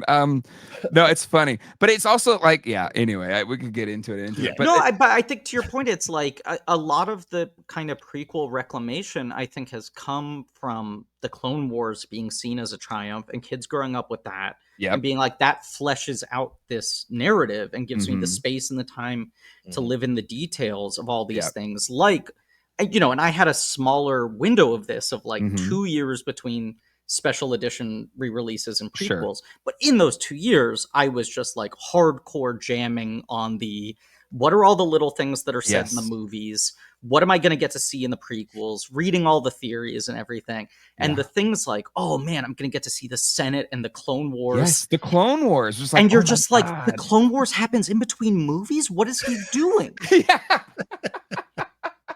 What are you talking about? And he's like, well, it's another multimedia. He's treating the Clone Wars like another Shadow of the Empire thing. And I'm like, my guy, that's movie 2. Yes. That's the thing we came here for. Yeah. But then, you know, he's filled it in with like 100 hours of supplemental Clone Wars stuff in between that I think retroactively makes people feel like that series is a fuller meal. Yeah. No, it's such a good. Jay, before you move on, Jay, you got to make sure you hit Yoda with Kanan boiling pot. Yeah, let's hold on. Let's get Yoda. Here he is. He's the last one there. Yeah, just got to make sure we see that. He's got the rooted hair. The figure has the rooted hair now. It's so good. It's still a good Yoda though. I like the power Yoda. Of just rooted hair now. I'm remembering now we had the vintage Yoda as well, but also missing any form of that's how you cloak. Snake. You know, I want to say we had the snake. Okay. But not the cane. I can't remember which color it would have been, which I know. I would say it was a brown snake or orange snake. This is important. It's not even that much rarer. I think it was brown in my memory. But I think this year was exciting because it felt like they were messing with the form. Like there was as much as the style changed between Vintage and Power of the Force 2, that first 2-year stretch of Power Force 2 is like, we're playing by the same rules. It's 5 points of articulation. There aren't action features. And then in this year, it's like, we're giving Luke elbows. The R2 launches a saber. Yoda's got rooted hair. Like, it felt like they were messing around a little bit with. Yeah, we did it last episode, but it's the same year that they did the cloth outfits and the Leia 2-packs. Yep. Yeah. So he had Han Solo with his Bespin outfit, but he had the actual cloth coat. Same with Ceremonial Luke, same with Ceremonial Leia, Bespin Leia, all that stuff. And so there was that sort of like, oh, these are premium figures. They've got cloth goods, you know? Yeah, absolutely.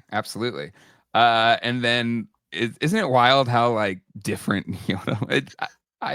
I was like, well, he's younger. He's like 100 years younger or whatever. What was our thoughts of this version of Yoda that was quickly kind of wiped from? Yeah. Have you guys watched the new season of the ILM series on Disney Plus? I have not. It's in my queue to get to, but strongly recommend it. They did the first season that was sort of an overview of the whole history of the company, and then the second season, which just came out, is largely pegged to the prequels. Mm-hmm. It's sort of like snapshotting the years surrounding each of those movies. Yeah. And Joe Johnston directed all 3 episodes of the new season. Right. Oh, cool. So he's talking from a lot of personal experience. He's the one conducting the interviews. Yeah. And you could tell the history he has with everybody. And he appears on camera a bunch as well. But they just talk about, and they talk more candidly about the prequels with a little bit of distance than even they do in like, you know, what at the time were very good behind the scenes documentaries. I watched every minute of those things. Right. And you were like, it's kind of crazy that George let them put out a thing where he's like expressing regrets. Sure. And these have even more of that. But they talk about how just everyone involved immediately was like, we botched this puppet. Like Yoda looks bad. He looks bad and he doesn't puppeteer well. Yeah. And they're just talking about like, we got the design wrong. Like we built it incorrectly. Frank had a hard time operating it. It wasn't I think I saw expressive. a clip from it where it's just like he's having to hold his arm up the whole time and just like the exhaustion from having to work it or whatever. And they were just like, there wasn't the personality in the face. We like over and under thought it simultaneously.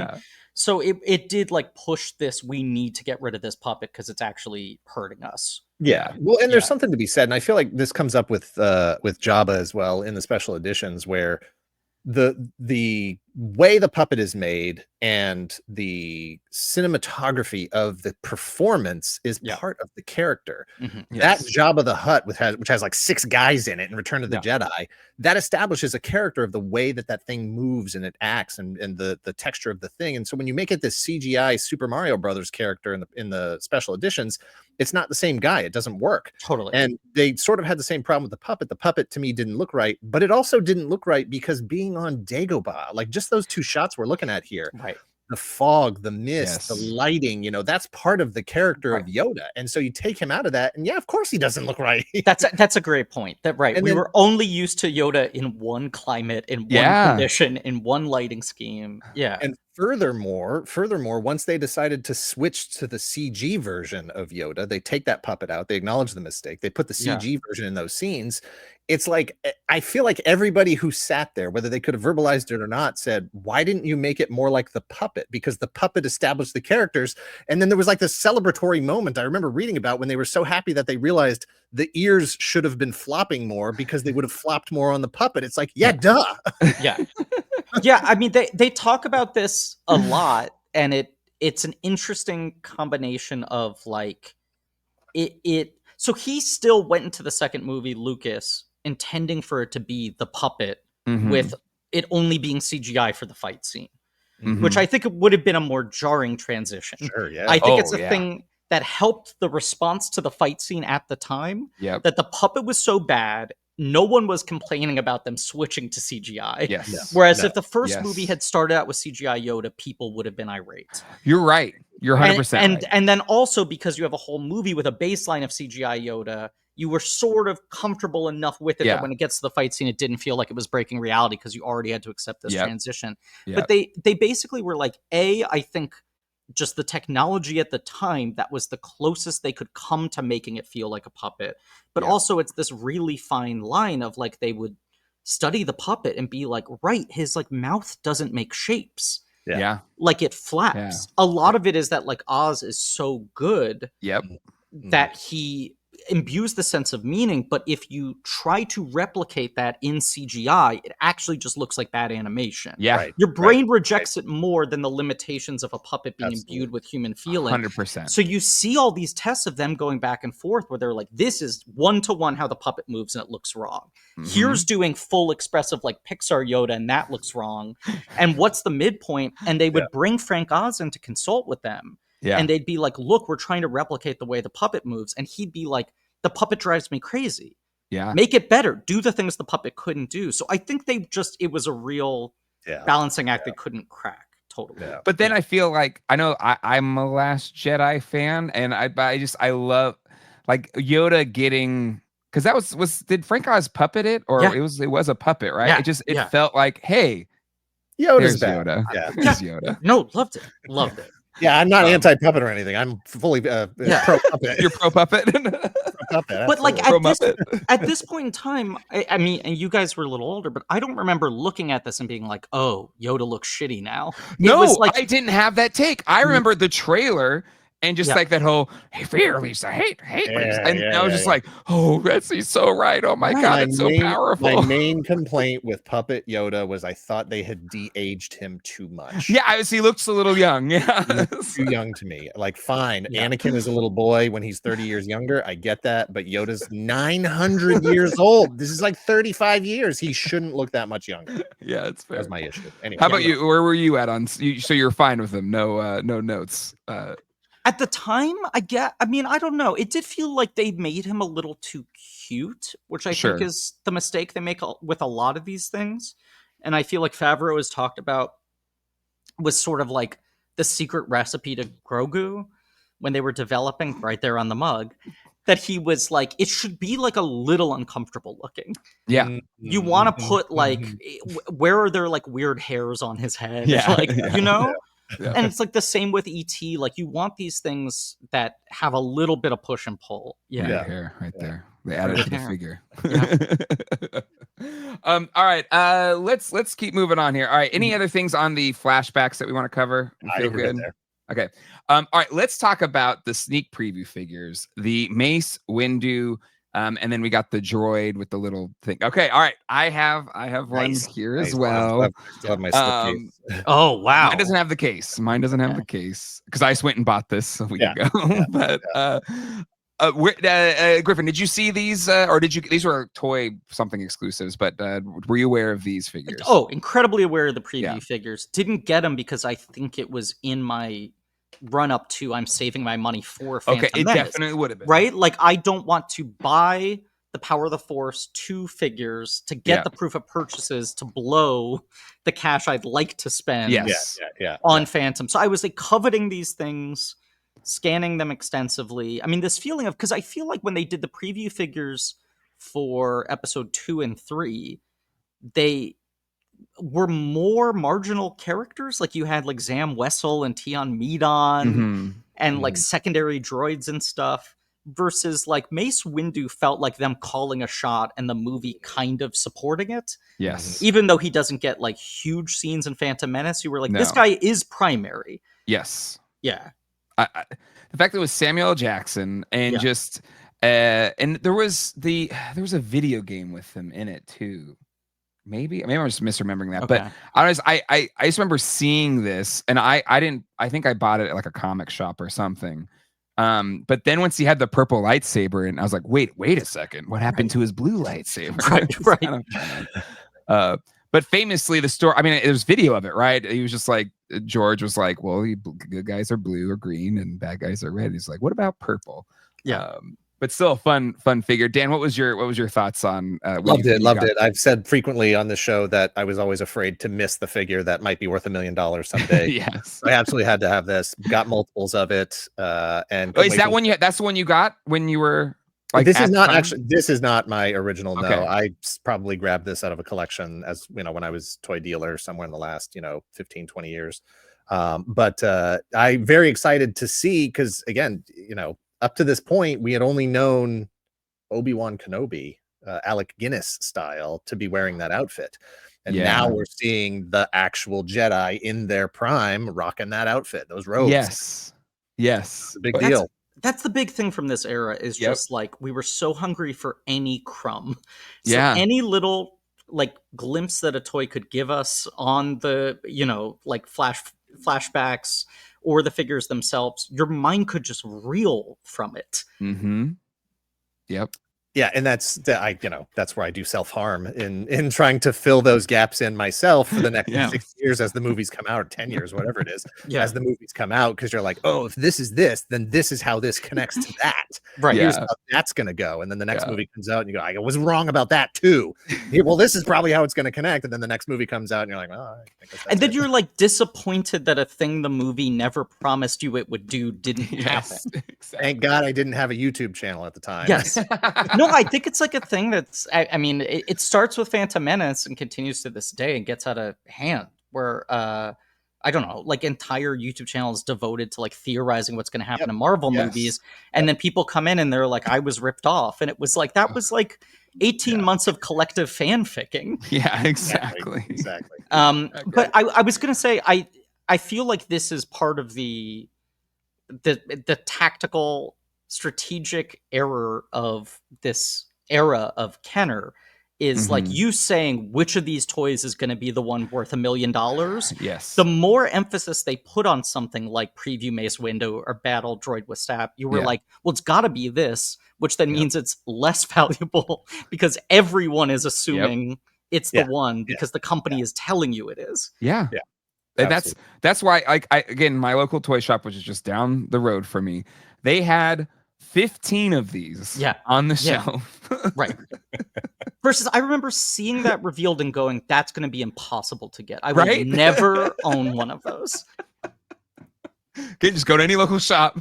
This was just a little bit more expensive than the other Power of the Force 2. This was $10. Wow. Which I probably could have talked them down to $5 because they had 15 sitting there. Yeah.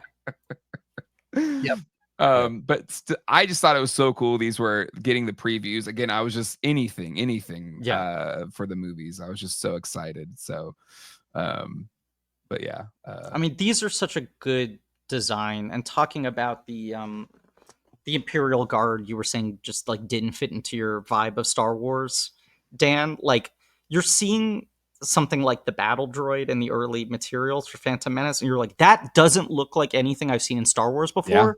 And yet you're telling me it's about to be in a movie directed by George Lucas. The parameters of what fits into the Star Wars design aesthetic have just expanded.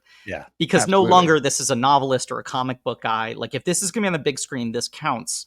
And seeing this, like, Mace Windu, you're like, okay, here's an actor I know wearing Obi-Wan's robes, basically. So you're telling me that all the Jedi are going to dress like this. The reveal of this, it was like, I've seen nothing that looks like this in Star Wars. Every part of this is new. And what's fascinating to me is like I fully accepting of it, right? Same idea as George's vision, whatever. This is before, the original trilogy, before the Empire kind of clamps down and everything, whatever. But my dad, diehard Star Wars fan, he introduced me to the franchise. He could never reconcile the look of the prequels with his understanding of the universe as he knew it from the original trilogy. Yeah, I remember several of my friends at the time having that sort of like, no. The aesthetic of Star Wars is used, it's dirty, it's grimy, it's lived in. It's that sort of really highly relatable. The prequels are too clean, they're too slick, they're too shiny, they're too new. And the argument I would make to them, because at the time I was still defending the prequels, was you had to have the bright time. Even Obi-Wan says there was a bright time before the dark side. We had to start from clean and fresh and new and clear to get to dirty and grimy and lived in. Well, it's also like Fall of Rome stuff. Like those prequels are, when you zoom out, about like the essential failings of an arrogant society. Yes, absolutely. Right. And so there needs to be this sort of like age of enlightenment kind of confidence and this exorbitance and sort of like gaudy kind of overly designed. I mean, Peter Serafinowicz, who I worked with on The Tick and was the voice of Darth Maul in episode 1, and that came about because they were making these. The first one was all in the UK. The episode 2 and 3, I think they went to Australia. But George's thing was like, I'm sure it wasn't him going, it was his scouts or whatever. But like, let's go to showcases of drama schools and find people with good voices and just hire them to play the characters. We don't need name actors. And these guys have low quotes and, union workarounds, whatever it was. Always the businessman, George. Right. But he was like, me and 3 of my like drama school friends all got plucked to like be in Star Wars and would come in and record all these different voices. And we weren't really given a sense of who we were playing or what they were. And you do voices for other characters that you end up not playing in the movie and all this sort of stuff. And so they were like going into it not even really knowing what they were a part of. Like I think Peter had this growing excitement as it was like wow, it seems like Darth Maul is kind of the guy. But he told me, going with one of the other guys who he had done the voices with, I'm trying to remember who it was, and seeing the first teaser trailer.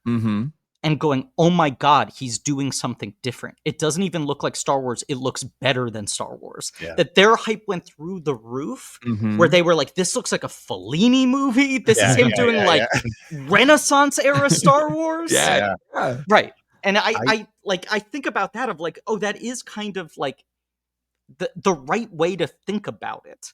Yes. Yeah. I will once again bring back also the power of editing and what editing can do. As all of you know, a good trailer editor can sell you a better movie than what you actually saw. Absolutely. Those teasers are so good, and they're so elusive that like this sort of toy packaging, your mind could like spin out imagining what was happening in between these shots. 100%. Because it wasn't selling you plot. No.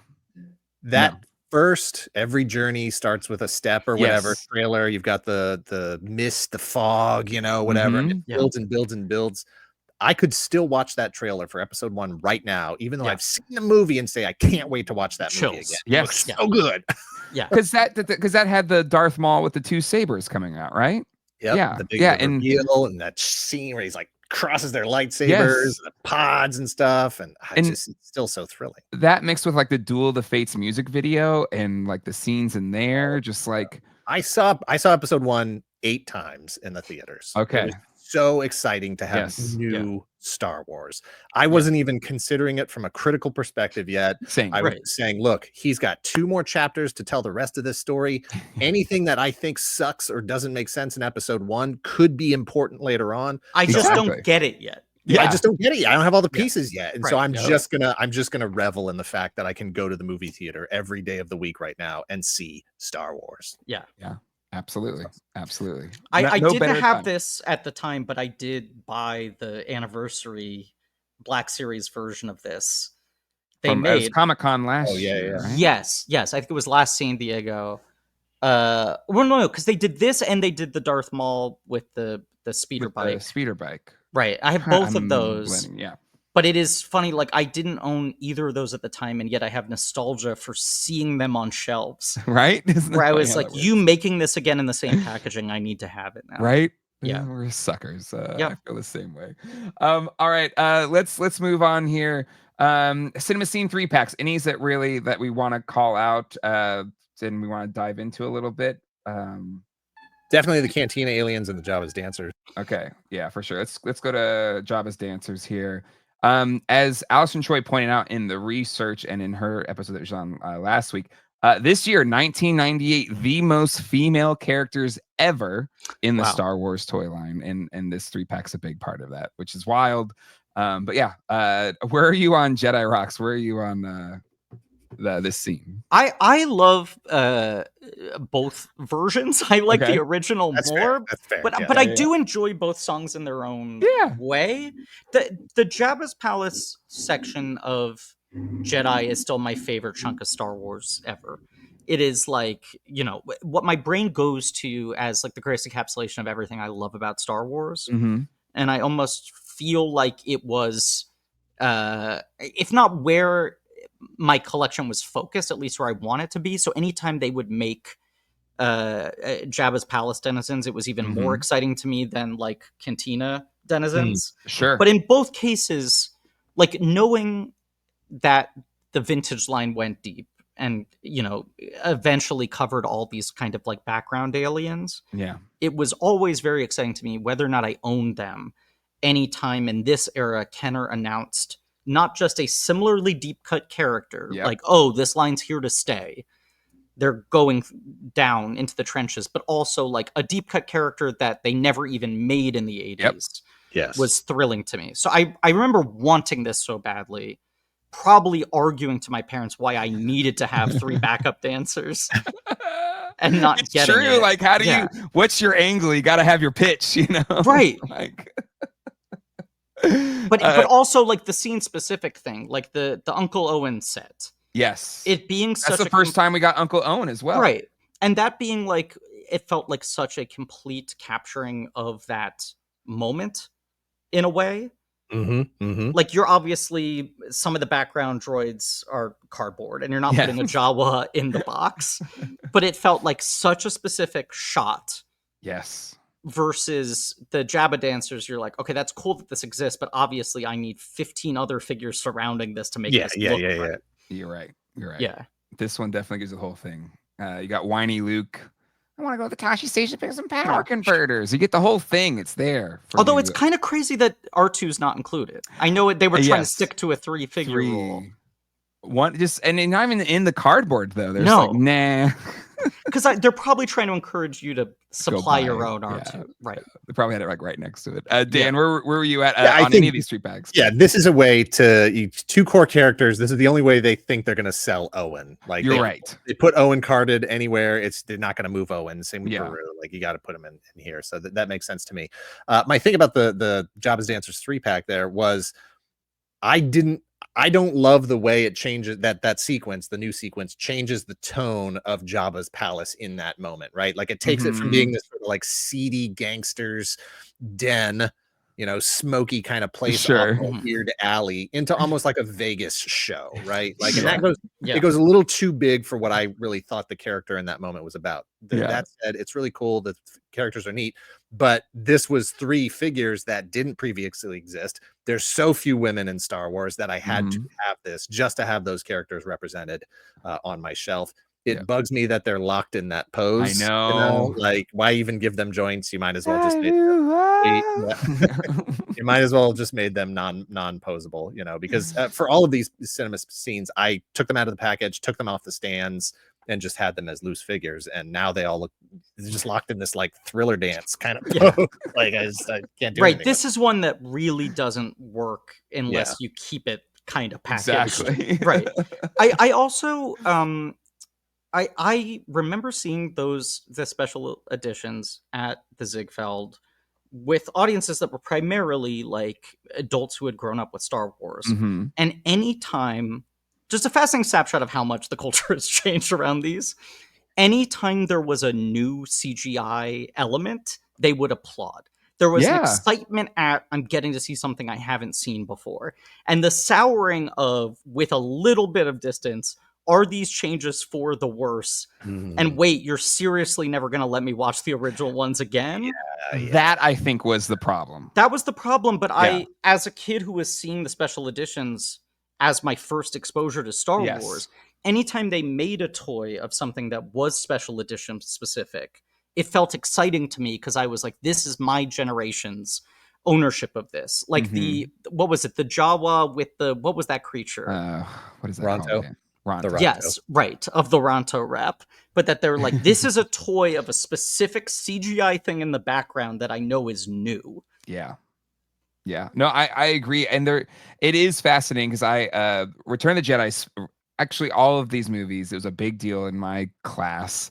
We went out, this is back when parents was let's go to the movies and just leave us at a mall to go do something. And so we would like that whole 3 months or whatever it was, that's all our class cared about. And we would go out to these movies. But the Return of the Jedi kind of aligned with my birthday that year. And so that was my big birthday, was going to see Return of the Jedi. And so that one especially, I just remember this scene was just so like revelatory or whatever. Yeah. And you're right. There was this excitement around anything new, anything original that was really exciting. Couldn't wait for this scene. This also does give us that awkward, because one of the other things that it seemed to do, all the special editions, was like, where is there anywhere else we can put a little more Boba Fett in? And that's coming from a Boba Fett fan. They were very gratuitous about let's put a little bit more Boba Fett in. And here you get that shot of him now crossing frame where he's like in the foreground, he crosses right in front of camera. And then now we get the flipped rangefinder. Like now he's mirrored so that the rangefinder is on the wrong side of his head, just to try to keep the actual geography of the scene accurate. It really annoys me. I hate it. It's also such a what are we accomplishing here? Like, I understand you're trying to just put him back on screen so people can applaud for 3 seconds, but nothing is being accomplished in terms of storytelling. Oh, sure, it got the pop. It got the pop it wanted in the moment, and yet if you watch it now, you're like, why is this happening in the movie? Exactly.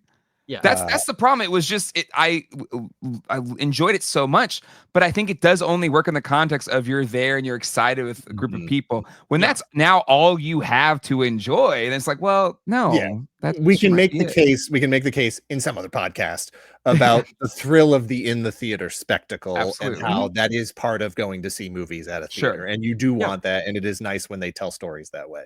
But we don't need to get into that right now. So the Cantina aliens, you're just saying that vintage original trilogy characters that had never been made before. Oh, sure.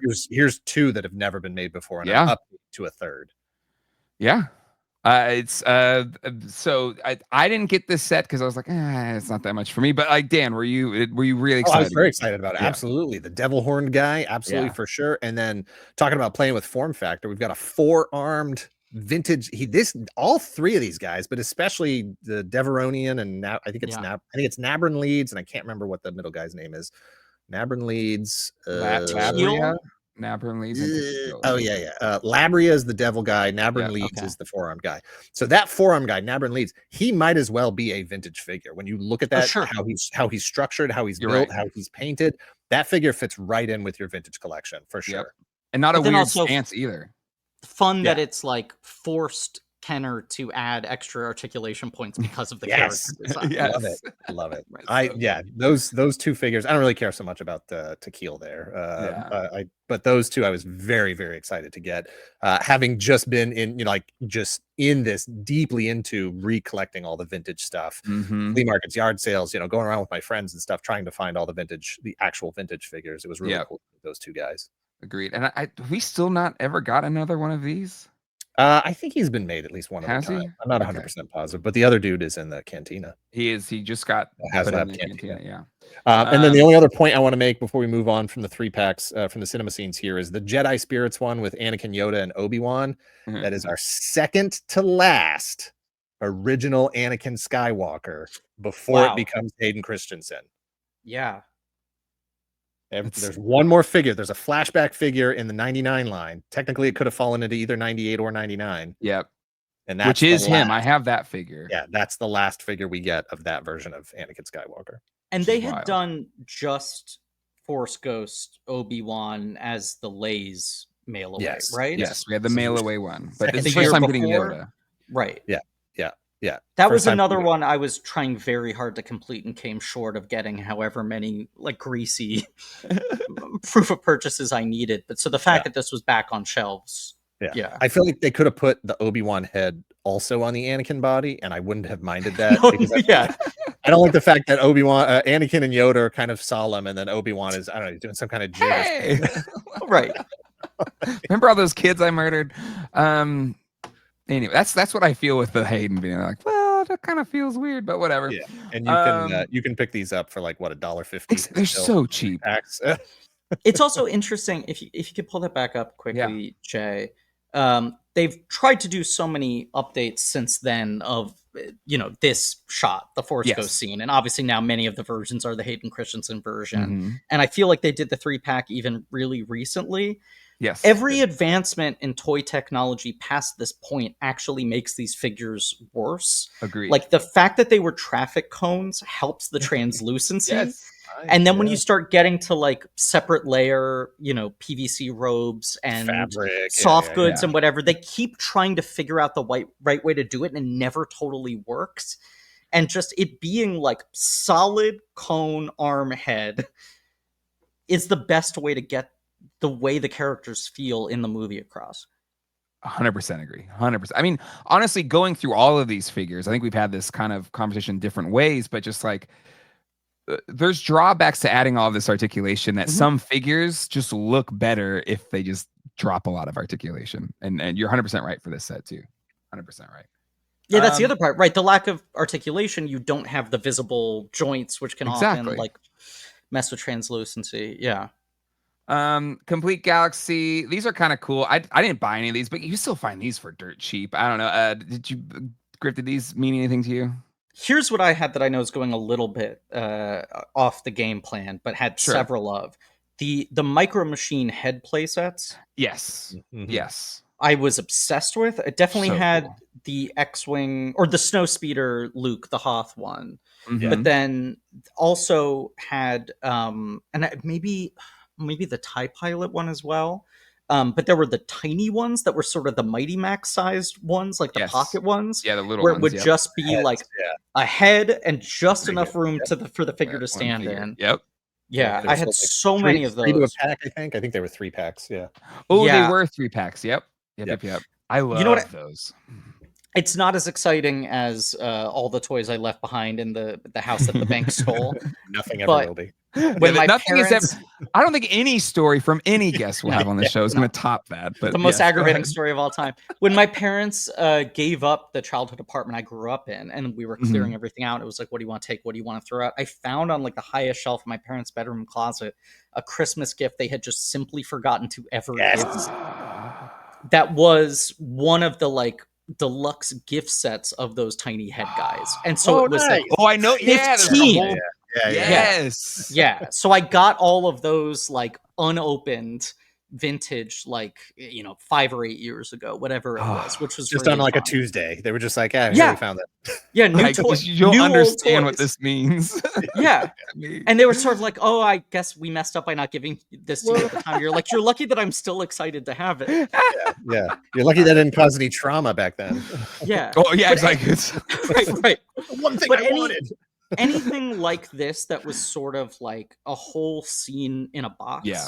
Be it the cinema scenes, be it the sort of little galaxy globes, Yeah. the little micro machine heads, where you had the combination of like, I think preferred this to vehicles. My brother was maybe more of a vehicles guy because he liked fighting, and I liked the diorama, the sort of Setting playing a and the scene, staging. Yeah. So anytime it could come in one package, it was really exciting to me. Yeah, I appreciated that they at least did give you something different about each of the figures. If it was a figure you already had, you're getting this little, I don't know, pterodactyl looking thing here with Yoda. The Vader, where we had removable helmet Vader already. Yeah. That was his whole helmet. This time, he's sitting. I think he has knees. He does have knees. And then it's also just the top of his helmet on this one that is coming off. And so this really worked for a cinema scene.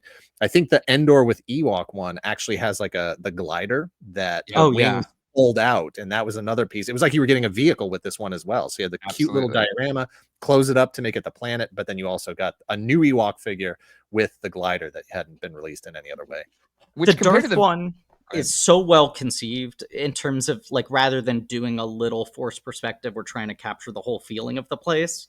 Just be like, what's the set that Darth Vader has that already kind of looks like this? Yeah. And they did the anniversary figure, whatever it was, the like 100th figure or whatever, a couple years later, that was the more accurate version. But like, this does a pretty good job of approximating it. Absolutely. Yeah. And again, what's great about all these toys is go to your comic shop. They're probably sitting in some bin, dusty bin somewhere for like $5. So. Yeah. The Luke one has the little side, the railing for the skiff. Yep. But then also a little little CG brand new version of the Sarlacc monster down there. Yeah, I think these are all really well designed, and even I just like the little crashed AT Walker in the Endor one. Yep. Oh, I didn't even notice that. Did I miss? Like look at that right there. Actually 3-dimensional. Yeah. Love That's it. cool. I love I'll that. go back because they had these at the shop. I was like, man, I only have $20. What can I get? They're gonna start. They're pulling everything out of the back rooms. They're like, Jay's coming in again. We just watched the episode. Throw it all out there. He's coming up on 98. But yeah, no, these are fun. These are a lot of fun. Max Rebo 2-packs. Anything we want to highlight here? New York City is a Walmart desert. Okay. We now have Targets, and we had Kmart's until they died. Okay. But there has never been a Walmart, I think, within the 5 boroughs, if I'm not mistaken. So, like, in childhood, I wanted the full Max Rebo band so badly. And I would see images of these in Toy Fair or, in Star Wars Insider. And it was like, there is no pathway to you getting this. You cannot even consider. Would have been like Long Island. Did they have them on Long Island at the time? Like, where'd you have to go to? Yeah, I feel like if we were on a road trip, maybe I was trying to get my parents to like pull off and go inside for some other reason, hoping I'd find them. But when I'd read something was a Walmart exclusive, it was just like, it's done. This purely exists as a dream. You can't even have the rush of walking into a Toys R Us and hoping you might see it. Yeah, that's true. 100% true. Dan, how about you? What was your thoughts on these? I loved them. I had to get them all. Definitely good updates for all of the characters that existed in Return of the Jedi. Is this a lot of reuse though? Because I'm looking at my vintage one. It's not, as far as I know, it's all new. I'm pretty sure it's all new. There are slight differences. Yeah. But just like with the Jabba's dancers, as much as I didn't care for the new scene, I had to have those figures. I had to have the new version of Sice Noodles, and I had to have Yuzum. Yep. Yeah, great sets. But it is true, just the exclusivity in the early days of that did make this tough at times. That's where it's just like, especially for me, it's like I didn't really have a car yet or anything, and I didn't have like unlimited disposable cash, but I didn't so it's just like, okay, I just have, hopefully I find it at a flea market or a swap meet or a comic book shop or something. That was like my only way to maybe get an exclusive like that. Right. I mean, like a year or two later, I'm on eBay, but there's so much new stuff coming out that the idea of looking backwards to the exclusives I didn't get. Yeah, exactly. It was, but now's the time for only $2.99. Yeah, you can pick them up. How about the gunner stations?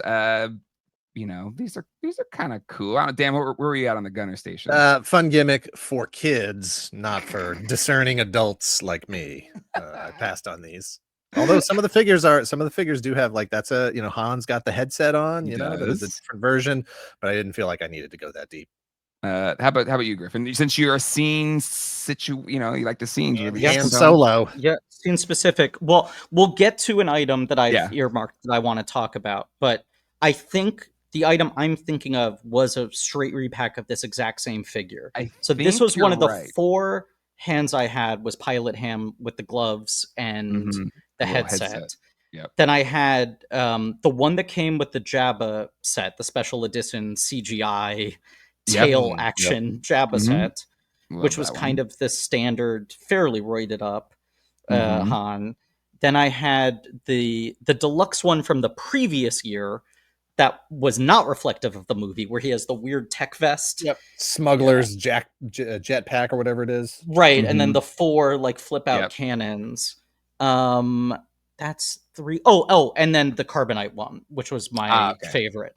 But so, yeah, I think I would have wanted this item. And then when I found out about the other thing we'll talk about in a bit, that became my strategy going after. Right. That's an even bigger version. Yeah. I've never seen this Vader before. It's so cute. I think it's weird because it looks like it's the first release Vader. That's the jacked up Vader with his it's a cloth cape. Cloth cape that looks like it was hand cut by someone who didn't know how to use scissors. It's a little frayed. It's also funny because it's like halfway between a mini rig and an actual representation of the vehicle. Like they're sort of like, how do we make a cheaper price point TIE fighter, but rather than redesign it to make it something that could fit into a package, let's just sort of cross section it and leave pieces off. It's wild. There's no in package shots with this. So I'm kind of curious if this is on a bubble or not, but I love stickers. I love this. Just the art of it. It just activates something in my mind. All right, let's keep going here to the Millennium Falcon carry case. Griffin, were you a carry case kid, or were you just like whatever you could put it in? Yeah, there was the 2 I remember so vividly were the Darth Vader head and the C-3PO head. Oh wow, yeah. I got it ready. I think that was always something. Possibly it was just that I kept leapfrogging onto new things I saw, and I was never completing a collection. But the aspiration was almost more that I wish I had enough figures from one line to fill a carrying case, versus it feeling sad if I got a carrying case and just put 4 different Han Solos in it.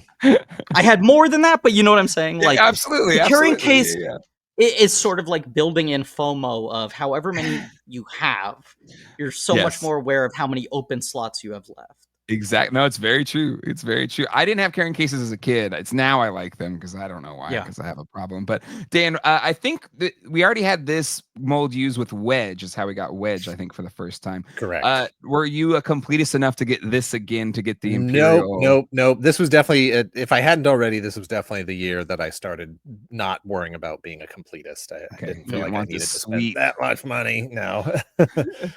I don't think I ever got this figure in any form, like even loose or later on or whatever. So.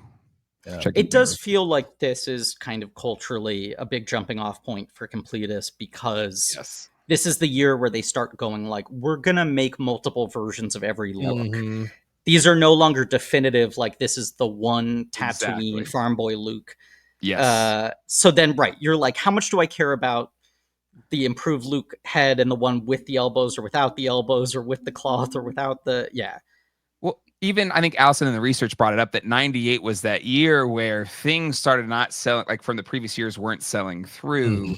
So then later releases weren't really always getting on shelves. And so all toy lines have that transition point where the later releases are less produced and thus become rarer and thus become more expensive. And this one in particular feels like a challenge, right? Like Hasbro is deliberately putting out a challenge and saying, I dare you to buy another Millennium Falcon case just to get this figure. But I feel like this one would be pretty rare because I got it already in Wedge, so I didn't need it again. And then let's go to this X-Wing, an improvement on the original vintage one. But now we've got the, and this one was reused. It may still be being reused. The Red 5 X-Wing for Luke. It is so good. It's a beautiful piece. Such a good figure. Such a good toy. Such good everything. I believe this is the one that Luke doesn't come out. You're right. But Luke they used the tooling again to where he could come out, right? Yeah. But this one is specifically has tons of sound effects, tons of clips from the movie. His targeting computer thing, goes out, it lights up. There's the console lights up. Sound like the proportions of the X-Wing are more accurate to the film. It's longer, it's bigger. It's just such a good. This was to me the peak Star Wars vehicle for years and years and years. It was the best thing they had put out. And I still think though, even that one they did for Rogue One, the blue one, the blue leader one, I feel like it still uses this or a lot of the tooling from it. Yeah, I mean the paint treatment, the battle damage, the burns and stuff, just all of it is just at the time it was gorgeous. It's stunning. So did you have this one, Griffin?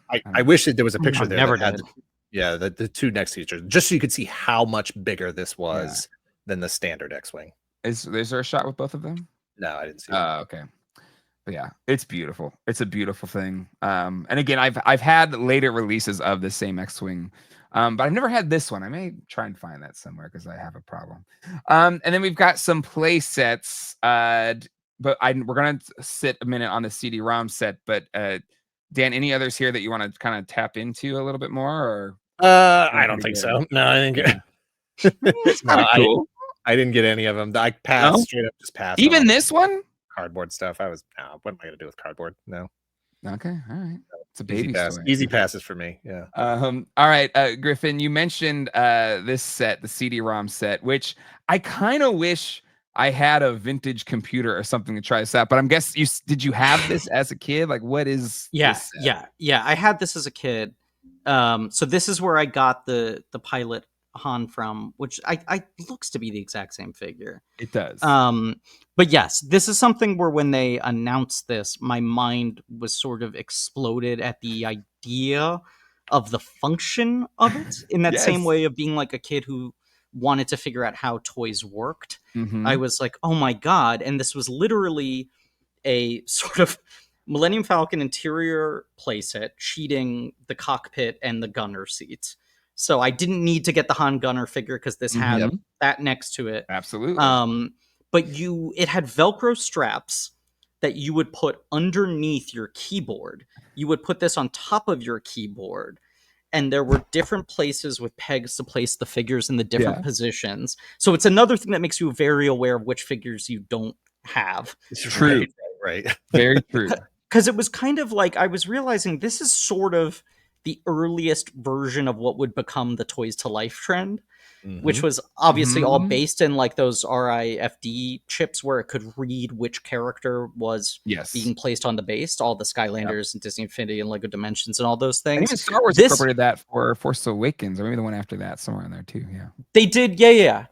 But this, it's like, no, on screen, you're seeing the accurate characters in their accurate positions. And if you don't have those figures there, you're playing it wrong. Yeah. And I remember it being a pretty basic game with not a ton of replay value beyond the novelty of it working that way. That basically you're just playing a computer game, except when you want to fire the lasers, you have to push down the gunner seat. But it was just so satisfying as an experience that you could do that. Absolutely. Right. It basically just means you have 6 buttons, right? Yeah. And you're not really moving directionally because it wasn't like a complicated thing. It's actually, I'm realizing, a little similar to the current Smuggler's Run Millennium Falcon ride. Yeah, that's where they got the idea. Right, because it's like there's the spot, I want to say, over Han's shoulder was meant for C-3PO.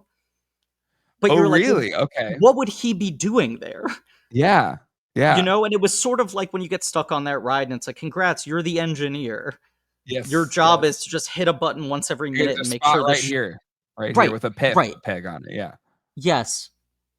Right. So I think that was C-3PO, and then the other smaller one was for R2D2. Okay. That makes sense. And then it's supposed to be right. Like Chewie Han goes and here. Chewbacca, and then Luke in the gunner seat. Luke goes in the gunner seat. Okay. Yeah. But it was like a very, very fun, I thought, creative thing. And this sort of really interesting midpoint between like computer game and toy. It was probably better as a toy than it was as a game.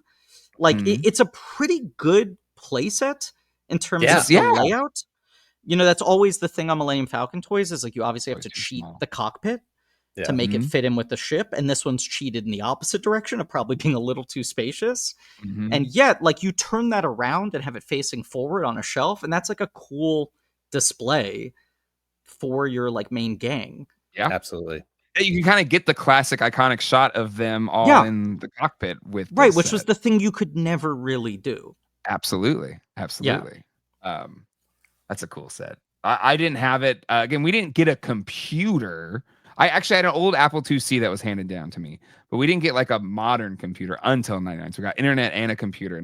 So I completely missed the opportunity to have this one. But I want to say we got the computer without the internet in 98 and then internet in 99. But it was also one of those things where, like, my dad would get so upset if I left this thing strapped onto the keyboard. Yeah. And he was trying to do work around here. Yeah. I remember thinking, I've got Millennium Falcon CD-ROM playset at home. All I have to do is put my actual Millennium Falcon in front of my monitor with my Starfield screensaver running. Yeah. But even, like, you look here, so there's, like, no directional controls, but there's the sort of, like, hyperdrive. Like gear shift there, so you could like pull it forward, which would activate a button that would make it go faster. Oh, that's cool. Yeah. Yeah, I kind of want to go back in time, or maybe I can just go find an old 1998 Windows computer. And get this somebody's got to have the emulator for this. Exactly. Right, I was going to say, there must be an emulator, and then as long as you could find some wireless keyboard with a similar, Bluetooth keyboard with a similar, but it's like it needs thick, chunky buttons. Exactly. Like flat, Like hipsters, they make new keyboards that are supposed to be like old keyboards. I wonder if that they do. There's plenty of chunky keyboards out there. There's plenty. You can still buy them brand new. Gamers like those high resistance or whatever. That's true. Clickety clack. Mechanical. But it's also one of these things where like you had to align it so perfectly or it wouldn't work at all. Because you can see on the number pad, it's like cut perfectly for that. Yeah, and versus like other computer games where the layout of what the action keys were would make sense in terms of what your hand placement would be, or like obviously using the directional buttons. This was just hitting the most random keys imaginable. Oh, that's fun. That's cool. That's a really cool set. All right. And then just we got the poster from Akbar to Zuckus. I don't even know where you would have gotten that. Does it say where that was like for sale? Was it through like fan club, 1-800-TRUE-FAN. Like where's that from? I don't know. I've never seen a printed copy of that. Neither have I. Well, there you go. Allison didn't add any notes to it. Dan, you were a collector series guy. Were any of these like standouts to you? You have to at least bring up Chewbacca in Chains. Okay. This is I think the second version of Chewbacca that they did. Oh boy. Can I enlarge it? Oh, let's see. It's not that much larger. Yeah, I'll separate. Keep talking. I'll bring them up. Yeah. No, this is the version, because the previous version would have just been, more of the standard sort of build. This is where they went like full Jim Henson. Like it looks like a hand puppet. It is. It looks like it might as well be like Cookie Monster or something. It is a fully flocked, just absolute mess. I think, if I'm remembering correctly, he was a bendy figure. He had like bendy arms and stuff. Oh, interesting. Wow. Yeah. No, it is rough. It is a rough looking figure. Because I feel like around that same time, there's the like deluxe, whatever it was, the 9-inch Magato in the Playmate Star Trek line that secretly was just a plush that everyone assumed was like a furry costume on an articulated body. Yeah. No, this was rough, and I remember getting this just for the novelty of just how absolutely terrible it looked. Yeah, it's just an awful thing. There was one adorable, but awful.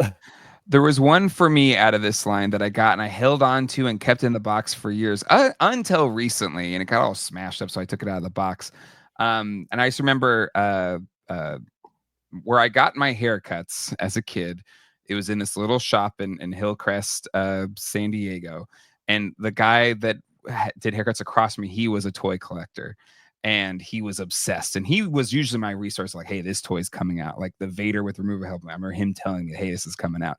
I remember one time I came and he was like, Jay, I got you something, and he handed me this Yoda figure, and I just thought it was the most. It was like Hot Toys level quality. Yeah. This is the most beautiful Yoda I've ever seen in my life. Yeah, no, they were very high. They were very high quality figures. They were really great. I was collecting all of them. The electronic Darth Vader, that's also this year. 2-piece removable helmet. The dome part comes off, just like in the movie. The dome part comes off, and then the faceplate piece comes off. Got your full Sebastian head under there. Yeah. The cape was long and flowy. And then there's a switch like right on the side that has actual audio clips from the films, and they were good. They sounded good. They were loud. They were appropriate, clips. And it was a excellent figure. It's just wild to consider that the Star Wars line at this point, and basically for the next 5 years, was so out of control popular that they could keep 12-inch figures on shelves going to deep cut variations and like non-speaking characters. Absolutely. Like it is insane to consider, at this point in time, it almost was like a de rigueur part of any big line of like, oh, you'll have like 2 or 3 12-inch figures of maybe the only characters that have like cloth outfits and real articulation and aren't the shampoo bottle, like, epic versions or whatever. And then, like, they're already going so deep by 98. Oh, you got the Watto cup. We were talking about this before you came on. I don't know if you noticed Dan's shirt. I noticed Dan's shirt. I had my shirt on, so Jay was like, I gotta go get my Watto thing. I feel like I'm not doing my job repping, but I have on my desk here, I have a little Watto menagerie. So I got the Watto Tiki mug. Oh, hell yeah. That they did at Comic-Con last year with some lightsaber pens. This is just a limited sampling of my Watto collection. Of course. I have the Taco Bell floating Watto. Oh, hell yeah. The Burger King sort of wind up flapping Watto. But then my favorite thing is, do I have 2 or do I only have 1 of them here? I just activated my Green Goblin pumpkin bomb, so that will go off in a second. We'll be prepared. But I got this bootleg brown Watto. Oh, that's cool. That's like a 2-piece vinyl. I don't know. It has no copyright. At a certain point, I had gotten too good, too thorough in my Watto collection, where I was like, is there anything left for me to get? So I started putting alerts on bootleg Watto, and this is one of the only ones I've ever found. And then this, I think this might, I don't know if this is licensed or not, but it's certainly more accurate. But this little kind of like chibi wind up Watto. Yeah, that's awesome. Yeah. Well, Dan and I are talking about like just going after and trying to find these but like we lament that it would have been awesome if we just had like a bottom half of, because they're actually really nice. They're like, really nice.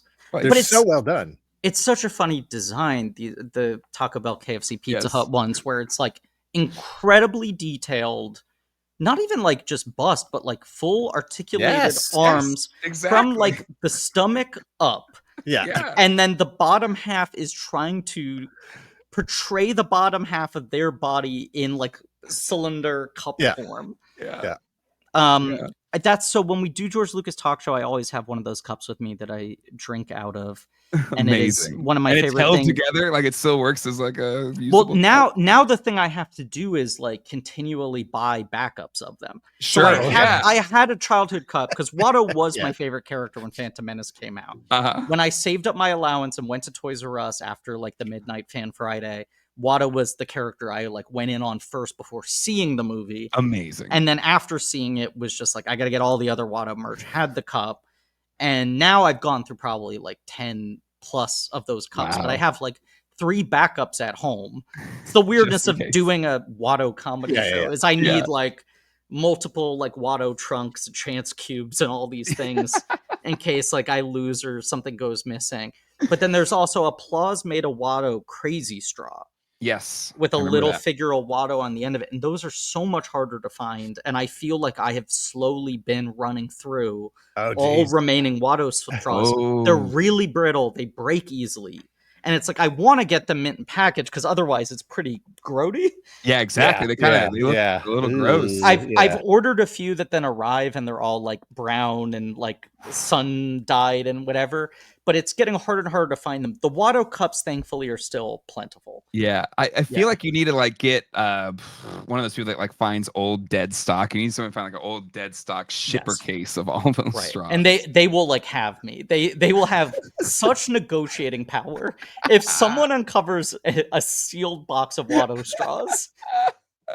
I was saying to Jay before we started the show, I was like, first of all, they could have spent the same amount of money, done half as many characters, and delivered a full figure of each character, or we do a wave 2 that is just the bottom halves of the characters sticking up from the cup.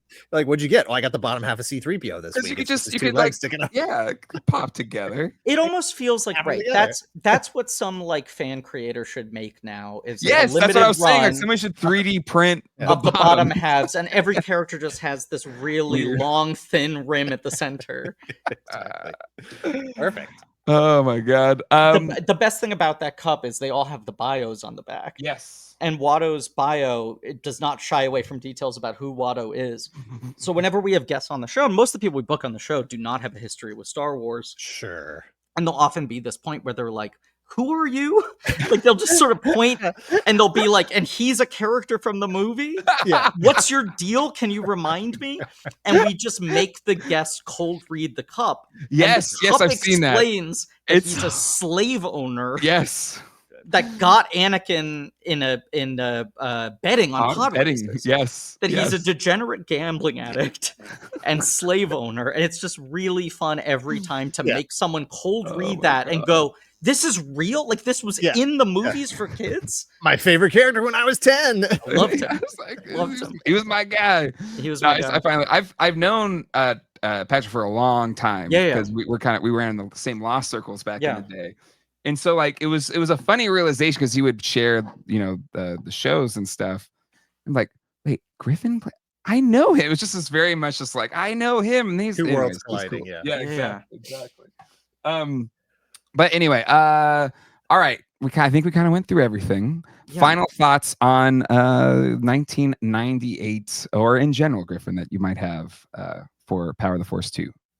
I mean, it's an interesting year for me because it was like we went back and forth a lot on which chunk of Power in the Force I would cover, both in terms of scheduling and just where I had the strongest memories. And so much of my Star Wars collecting in this era was spread out semi-evenly.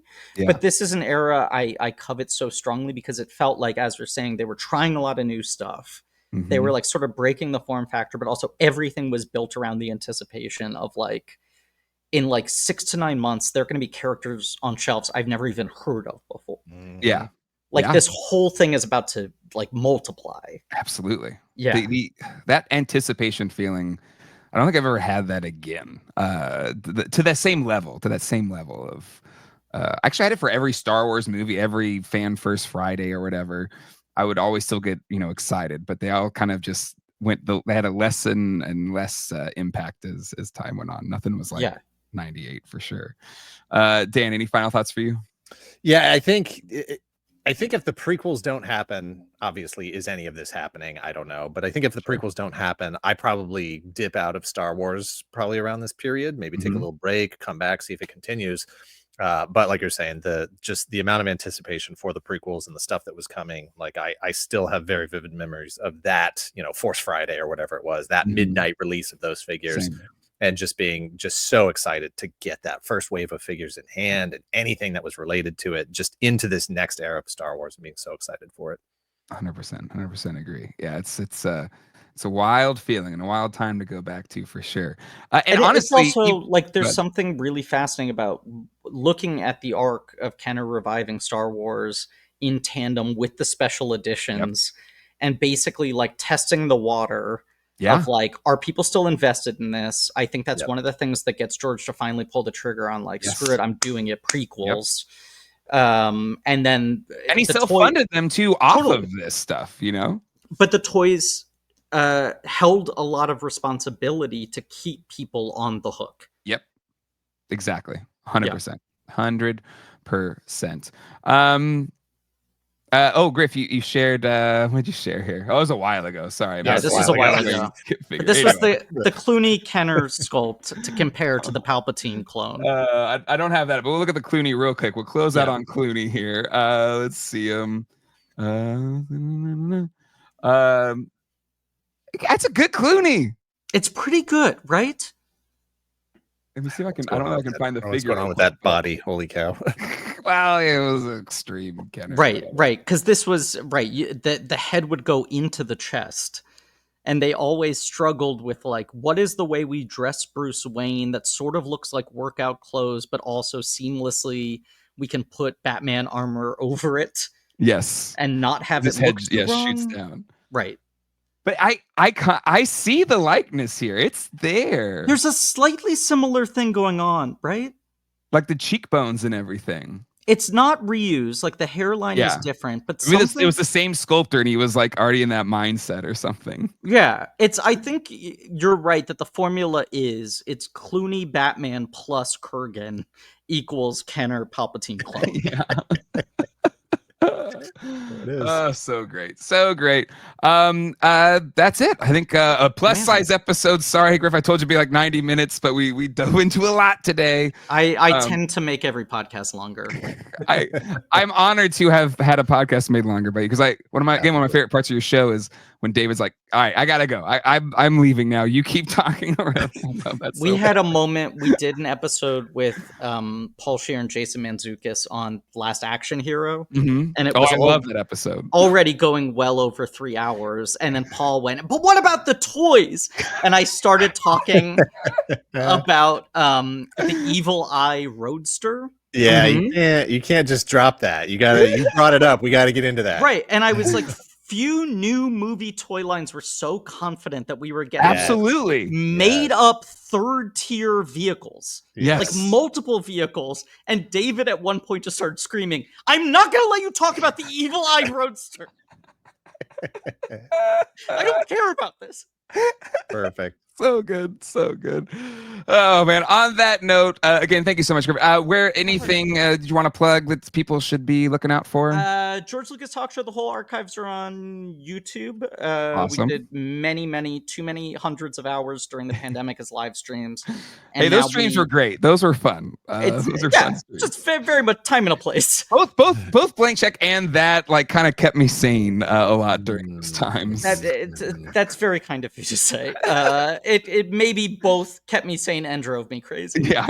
But so since then we've done more live touring with it. I think we don't have any shows on the horizon, but all the old ones are there. And if you follow social media, announce when their new show's coming out. And then Blank Check, me and David Sims, we talk about directors' filmographies. We just started Amy Heckerling.